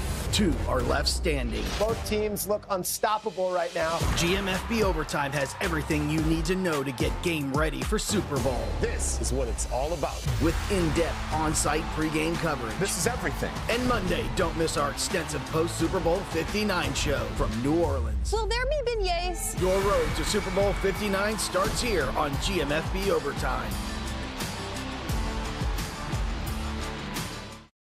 Shell Missy face off in Why can't we watch DuckTales? Because we don't learn anything. Book Smarts versus Street Smarts. Is it working? Are you feeling motivated? Very. It's the battle of twins. Life is so confusing. I always hoped it would be easier for me when I grew up. It's gonna be all right. You were faking. Bazinga. Young Sheldon. Weeknights at 6:30 on Big Fox. Fox website is here now. WYDCTV.com. Local and national news that keeps you informed and involved. WYDCTV.com. Today's weather up to date and in your town. WYDCTV.com. Sports news, local events, and health stories that affect you. WYDCTV.com. The Big Fox website. Your news here now. WYDCTV.com.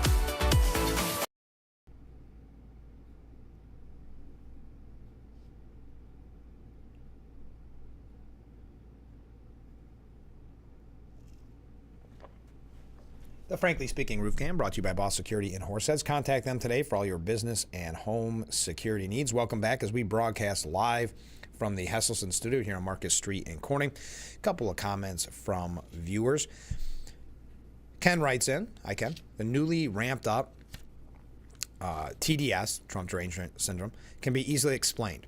Trump is making it harder for politicians and unelected bureaucrats to enrich themselves by milking the American cash cow, the taxpayers. President Trump took the thoughts right out of my head when he wondered how many people were getting kickbacks from the monies given to USAID. I assume somehow Bill Gates was milking that cow, possibly his involvement with viruses was being funded. I thought it bizarre that he is worried that people are dying right now because funds from USAID had been halted, since it has long been Bill Gates' belief that there are too many people in the world in the name of global warming. I'm sure you mean there can. Comment from a different viewer. Regarding the soon-to-be vacated seat in New York State, just like the governor has a second in command who would fill in should the governor vacate this seat for whatever reason, why isn't the same for Stefanik? Well, I don't know. You're saying like a vice congressperson or lieutenant. I don't. The problem with that is there would be such a cost there if there's always two Congress people. I understand your concept. But it's always been the special election. Otherwise, the only other system you could really think of is she would get to appoint it, meaning Hochul, which you wouldn't want that. Because I don't see any other way to do it than a special election. So just let's get the special election going. You can't wait and delay that for political reasons. Declare the day as soon as possible. So I understand the theory behind what you're saying, but I don't know if it could be implemented in a way that you'd be happy with. How's that? And if it were a socialist seat that was being vacated, the socialists would be tripping over themselves to get it filled ASAP. Well, that's the point in the article, which is if this was a blue seat, they would be saying, Hakeem Jeffries and Hochul would be saying, democracy calls for this urgency. And they probably would have already, well, as soon as she's out of the seat officially, probably would actually call the election within weeks. Okay, comment from a different viewer. Elise Stefanik should serve dual roles and continue to vote in the House. She could vote remote like they did during COVID. Let me tell you, It was long after COVID where they kept voting remote. Maybe that's an option. I don't know what the rules behind that would be. There may be, if you are ambassador to the UN, you have to relinquish your seat. I'm not sure. We'll see how much pushback this gets. They are starting to sound a little bit not wishy-washy. They're probably working behind closed doors, if I'm being honest, and trying to do it quicker and more secretively. So I shouldn't say that. Hey, one other thing on New York here. Well, two other things. Republicans are viewing New York as being on the precipice of a powerful political change. And they're now working on a plan to get there, because we've talked about the inroads that Donald Trump has made. We talk about his during the election, but also you look at the inroads that Lee Zeldin made when he ran against Hochul the first time. Then you look at Hochul's disastrous polling number and the decisions she's making. So that's why she maybe shouldn't be focused on what the congressional Democrats want her to do, but maybe focus on the job here in New York. But you did see her kind of bland talk on public safety, because she knows that's a major issue, but with nothing with real substance. But I'm continuing here. It starts with framing Democrats who control the governor's office in both chambers of the state legislature as ineffective at addressing the concerns of voters. And that show already has a star in U.S. Representative Mike Lawler, a Republican in his second term representing part of the lower Hudson Valley in Congress. But it could also be his last. Lawler is the current Republican favorite in the 2026 race for governor. Across the state, we made significant progress, Lawler said. Voters want balance, they want common sense. Democrats seized on his appearance at the event to take a shot at his anticipated entrance into the election, which is 2 years out. And we talked about this with Sheriff Allard out of nowhere, but a good topic. We were talking about kind of the general election, Governor Hochul and like that, saying the problem is Republicans get in so late for governor that it's almost all over. It's too late. In this case, Lawler is at least doing some of the groundwork, and hopefully he officially declares sooner rather than later if he is going to be the choice. Now, I think some of you have expressed concern over him. Some of you expressed confidence over him. I'm not saying either way. I'm just saying if a Republican is going to do it, let's do it early, get him out there, and make him or her the star.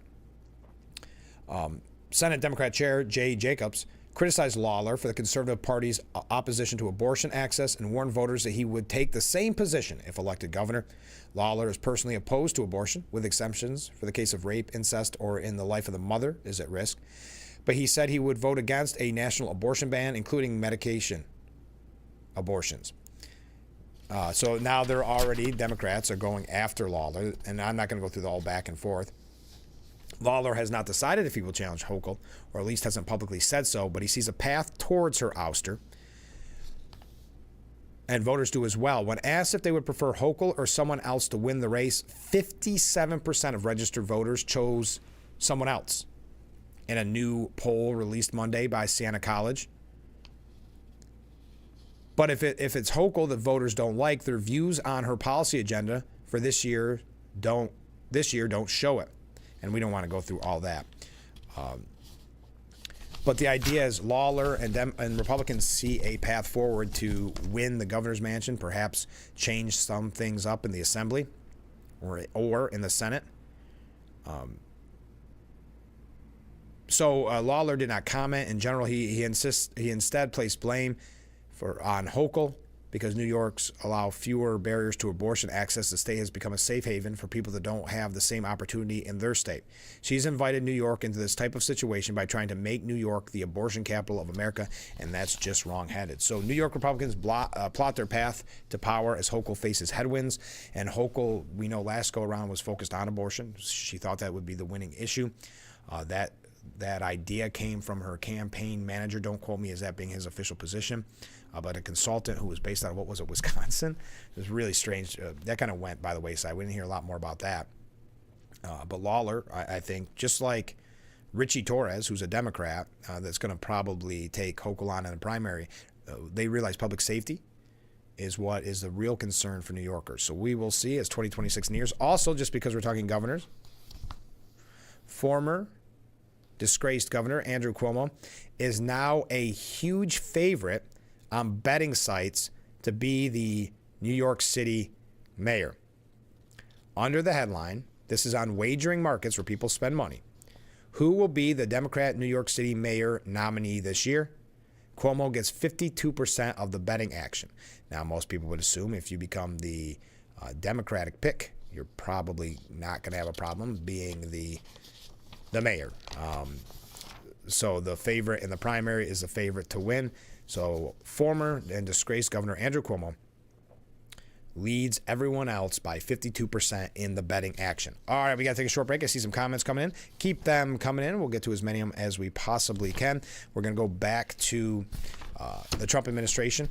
That was our few updates on New York and some local updates as well with Assemblyman Joe Sempolinski. Also, if you are just joining us, the big topics from earlier this morning, and we've been talking about throughout the whole show, but breaking news that Trump says that the United States will take over the Gaza Strip after relocating all Palestinians. That was with a press conference with Benjamin Netanyahu. We also saw yesterday the Senate confirmed Pam Bondi as Trump's Attorney General, and now Tulsi Gabbard and RFK Jr. both advance, and they will be going in front of the full Senate.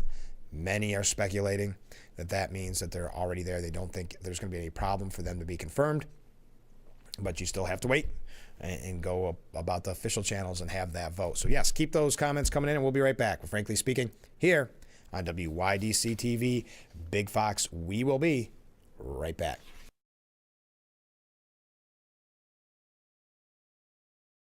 Trust your smile to Dr.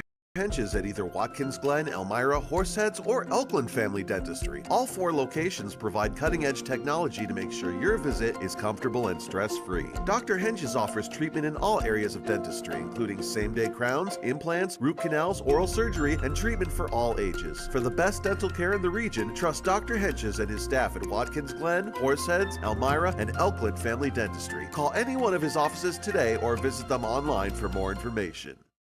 Want to know why it's hard to stop a train? It's how we've invented products that reinvented our world. It's how we test as hard as the elements do. It's how we run. Aaron's Heating and Air Conditioning in Corning is now offering residential plumbing services. A local, veteran-owned and operated company with over 25 years experience. You can trust the experts at Aaron's Heating and Air Conditioning. When migraine strikes, do you question the trade-offs of treating? Ubrelvy is another option. It works fast, and most have migraine pain relief within 2 hours. You can treat it anytime, anywhere.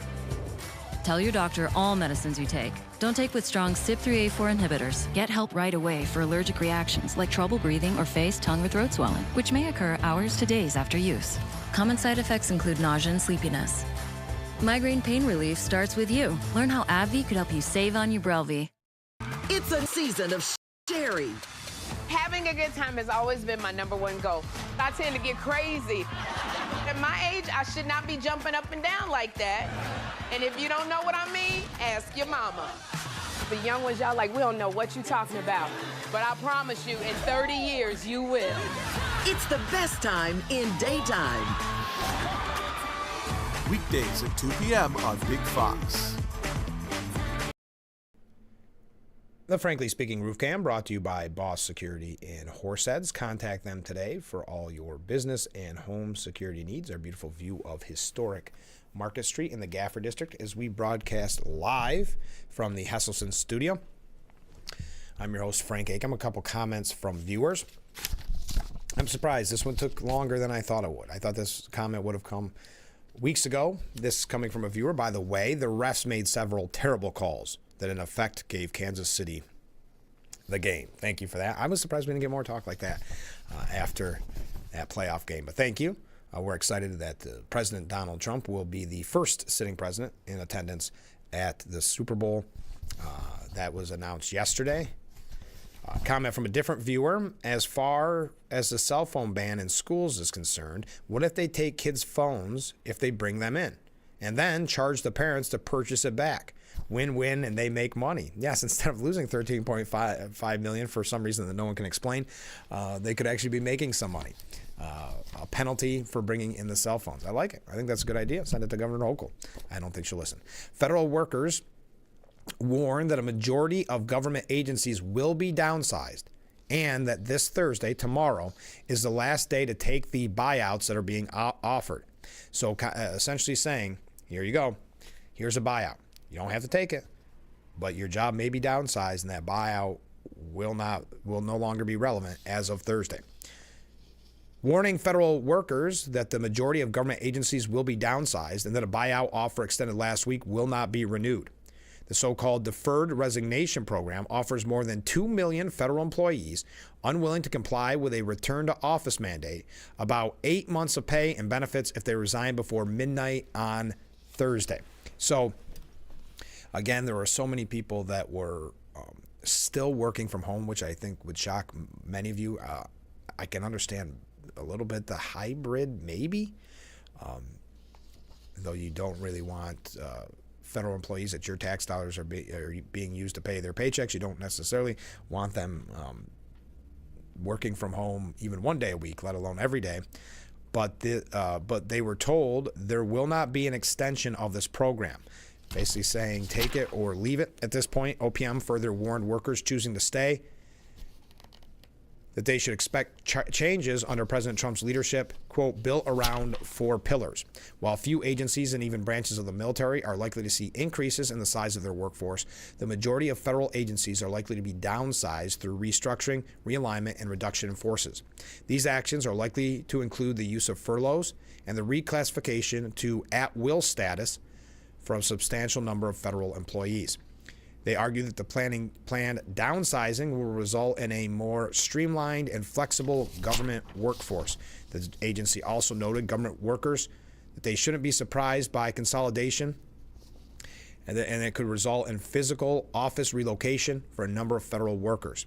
Government employees can also be expect enhanced standards of conduct and a workplace culture structured around performance moving forward. Heaven forbid, enhanced standards of conduct and a workplace culture structure around performance. Imagine that.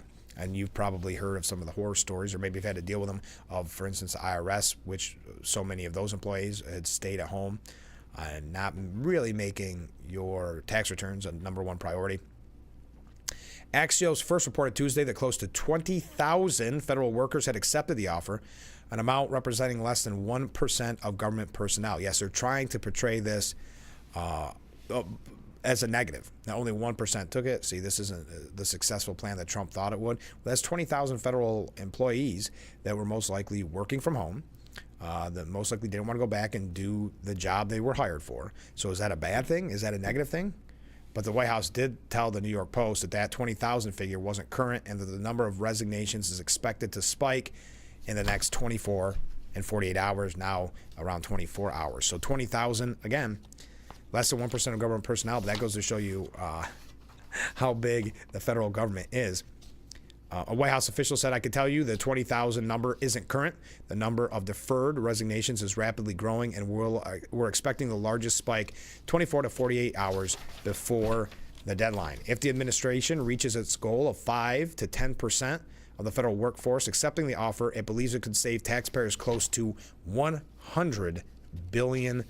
Now, on average, the federal attrition rate for workers is about 6% annually. It is not fully clear how many of those individuals who took the buyout plan to depart their role regardless. So I don't know how you can spin this as a negative, but they'll continue to try to do so. It's going to be interesting to see what those final numbers are as the clock ticks towards the end of the buyout. Now, the CIA has offered sweeping buyouts to the entire workforce. The Central Intelligence Agency on Tuesday offered all employees buyouts that were previously extended to millions of federal workers. The buyouts would provide CIA employees with about 8 months of pay and benefits in exchange for their resignation. Administration officials indicated that the intelligence agency decided to offer the buyouts as part of an effort to bring the CIA more in line with Trump's priorities. This is being reported by the Wall Street Journal. The same package was extended to more than 2 million civilian federal employees last month, but exempted workers with national security roles. Government employees will have until 11:59 p.m. tomorrow to accept the buyout offer, which the Office of Personnel Management says it will not be extended. It is unclear if the CIA employees face that same deadline. A CIA spokesperson said Director Ratcliffe is moving swiftly to ensure the CIA workforce is responsive to the administration's national security priorities. These moves are part of a holistic strategy to infuse the agency with renewed energy, provide opportunities for rising leaders to emerge, and better position the CIA to deliver on its mission. It's unclear if other agencies that are part of the country's 18 intelligence services will also present employees with buyout offers. All right. We also learned yesterday, I mentioned this earlier in the program, that 5,000 FBI employees, this is FBI, not CIA, FBI employees worked on the January 6th cases. 5,000. This is what we talk about when it comes to the amount of workers in the federal government. 5,000 people were taken out of public safety, watched the crime rate skyrocket, but were instead laser-like focused on the January 6th cases. The numbers reveal for the first time the scope of the federal government's resources devoted to the January 6th investigations, which took place while violent crime in urban America soared 40% from 2019 to 2023 under the Biden administration. So as the crime rate soared, 5,000 FBI employees were tasked with looking at the January 6th cases.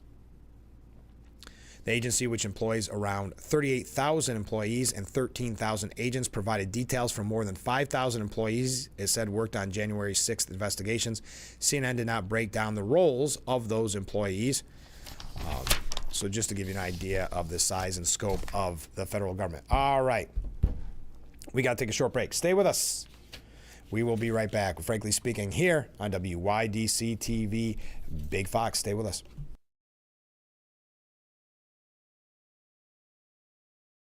If you or a loved one regularly used hair relaxers or straighteners and were diagnosed with uterine, ovarian, or endometrial cancer, you may be entitled to significant financial compensation. I've used hair relaxers for years. I had no idea they could cause cancer. Chemical hair relaxers and straighteners have been linked to serious conditions, including several types of cancer. If you used hair relaxers and have been diagnosed with uterine, ovarian, or endometrial cancer, call us now. There's no fee unless we win your case. Call today. Never settle for ordinary. Not when outstanding is within reach. From laminate and vinyl to tile and wood, Floor & Decor has more options for pros, homeowners, and anyone looking for the right look at the right price. With an entire store full of ideas in stock, your next beautiful space is at Floor & Decor. 32 teams started a journey. 2 are left standing. Both teams look unstoppable right now. GMFB Overtime has everything you need to know to get game ready for Super Bowl. This is what it's all about. With in-depth on-site pregame coverage. This is everything. And Monday, don't miss our extensive post-Super Bowl 59 show from New Orleans. Will there be beignets? Your road to Super Bowl 59 starts here on GMFB Overtime. The Frankly Speaking Roof Cam brought to you by Boss Security and Horseheads. Give them a call today for all your business and home security needs. We see the beautiful view of historic Market Street in the Gaffer District, and we are currently on that street, broadcasting live from the Hesselson studio. All right, comment from a viewer, and I love this idea. Let me preface this by saying I love it. Good morning, Frank. Well, good morning. You should organize a Super Bowl poll. Who will get more camera shots, Trump or Taylor Swift? Now, she will not be happy if she isn't the winner. Maybe they should sit together. I don't think that's going to happen. I saw the first article. This is why you can't watch football anymore. But I saw the first article saying there could be some drama because Taylor, of course, endorsed Harris. But I think Travis Kelce's sister or mom or somebody supported Trump. I don't. That's not why I tune into football. But I love this idea. So what I will say is I'll even get a notebook out. I'll get a notepad. If you want to make your prediction on who will get more camera shots during the Super Bowl, will it be the President of the United States of America, Donald Trump, or will it be pop star Taylor Swift? And of course, tune in to Fox all day long on Sunday, and we will try to do a count throughout the whole broadcast. But again, mark your calendars because Donald Trump will be giving that interview, and we won't count that as part of the Super Bowl. It's got to be during Super Bowl. Trump will be giving that interview with Fox. You can tune in right here at 3 o'clock on Sunday.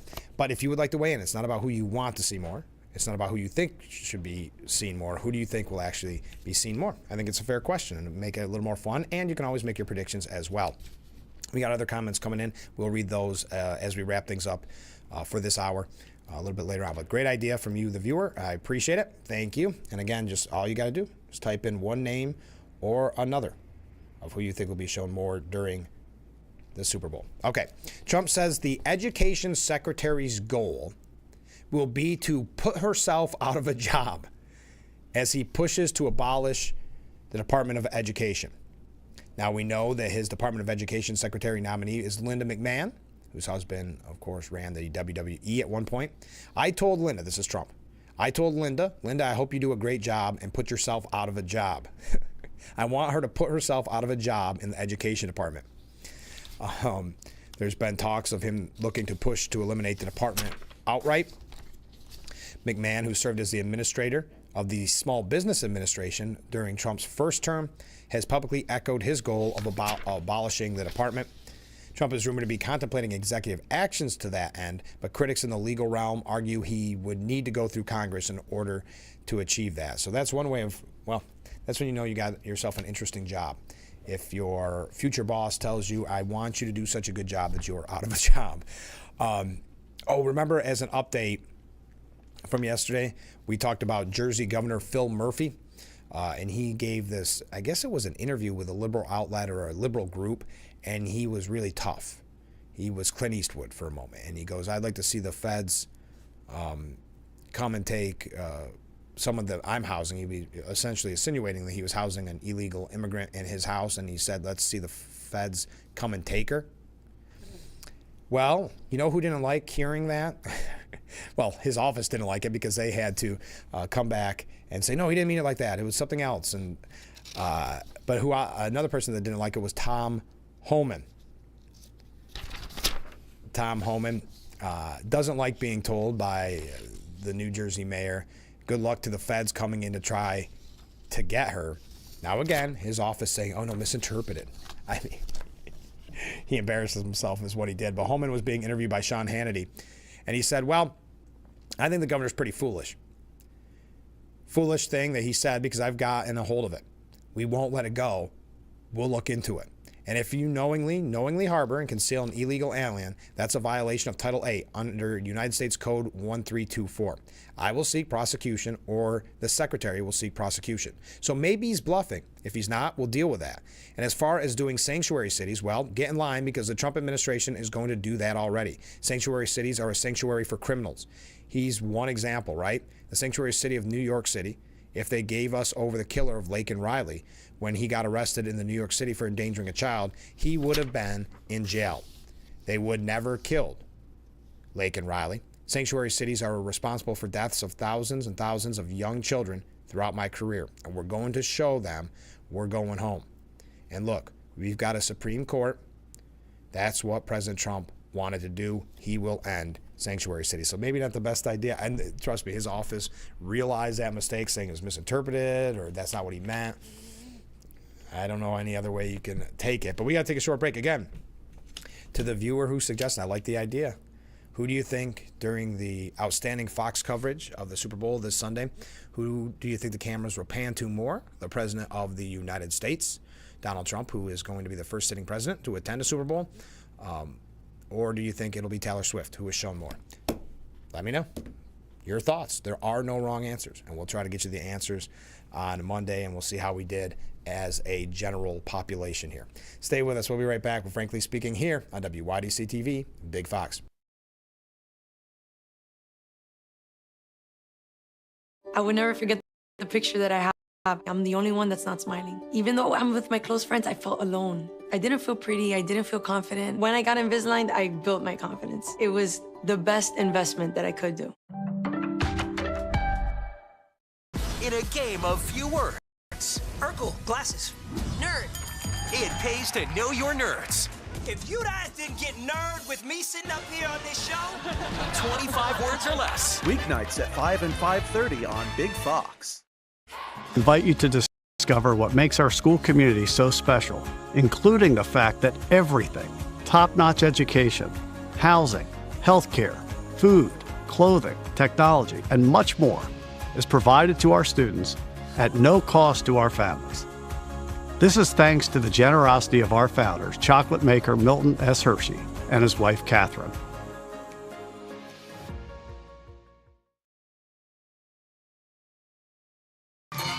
Name something with a diamond in it. Diamondback rattlesnake. It's in the name.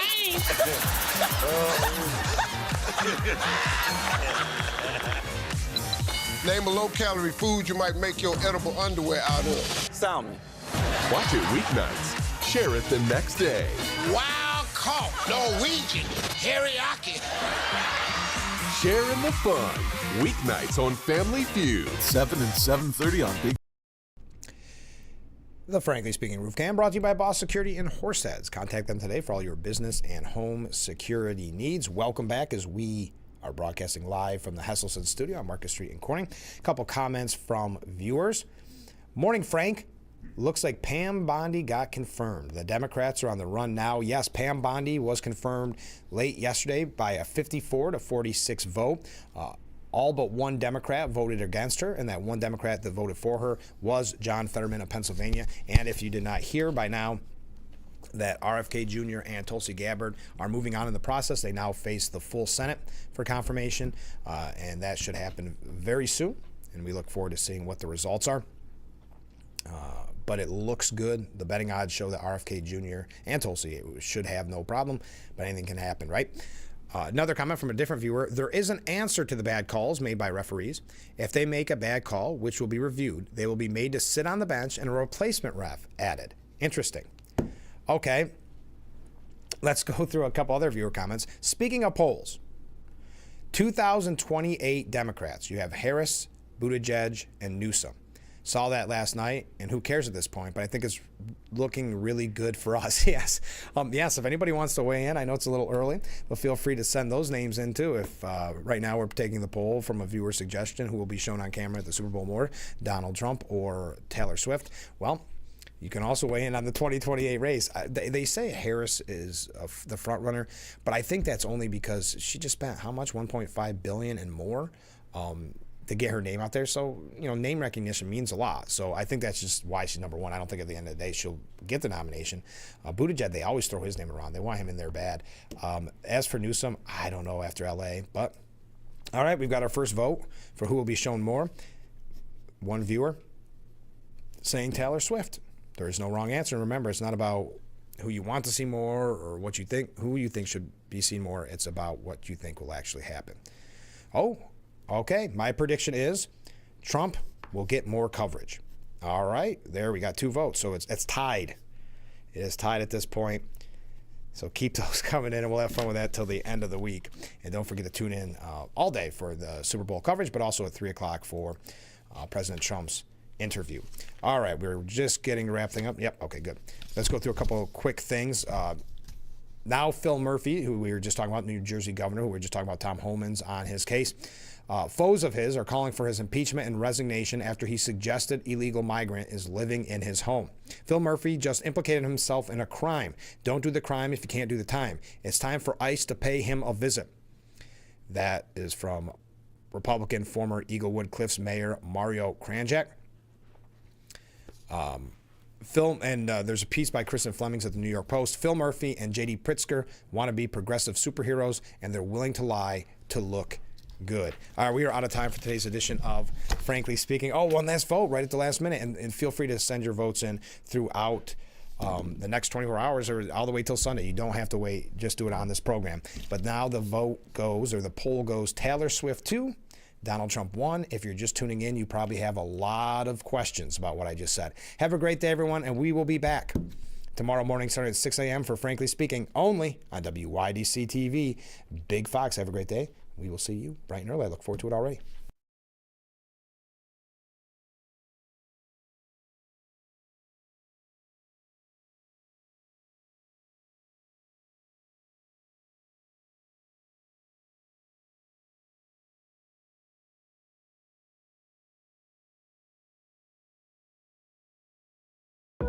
It's a new year, and for millions of New Yorkers, that means more money in your pocket.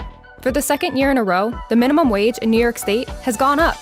Both this year and next, the minimum wage is increasing 50 cents per hour.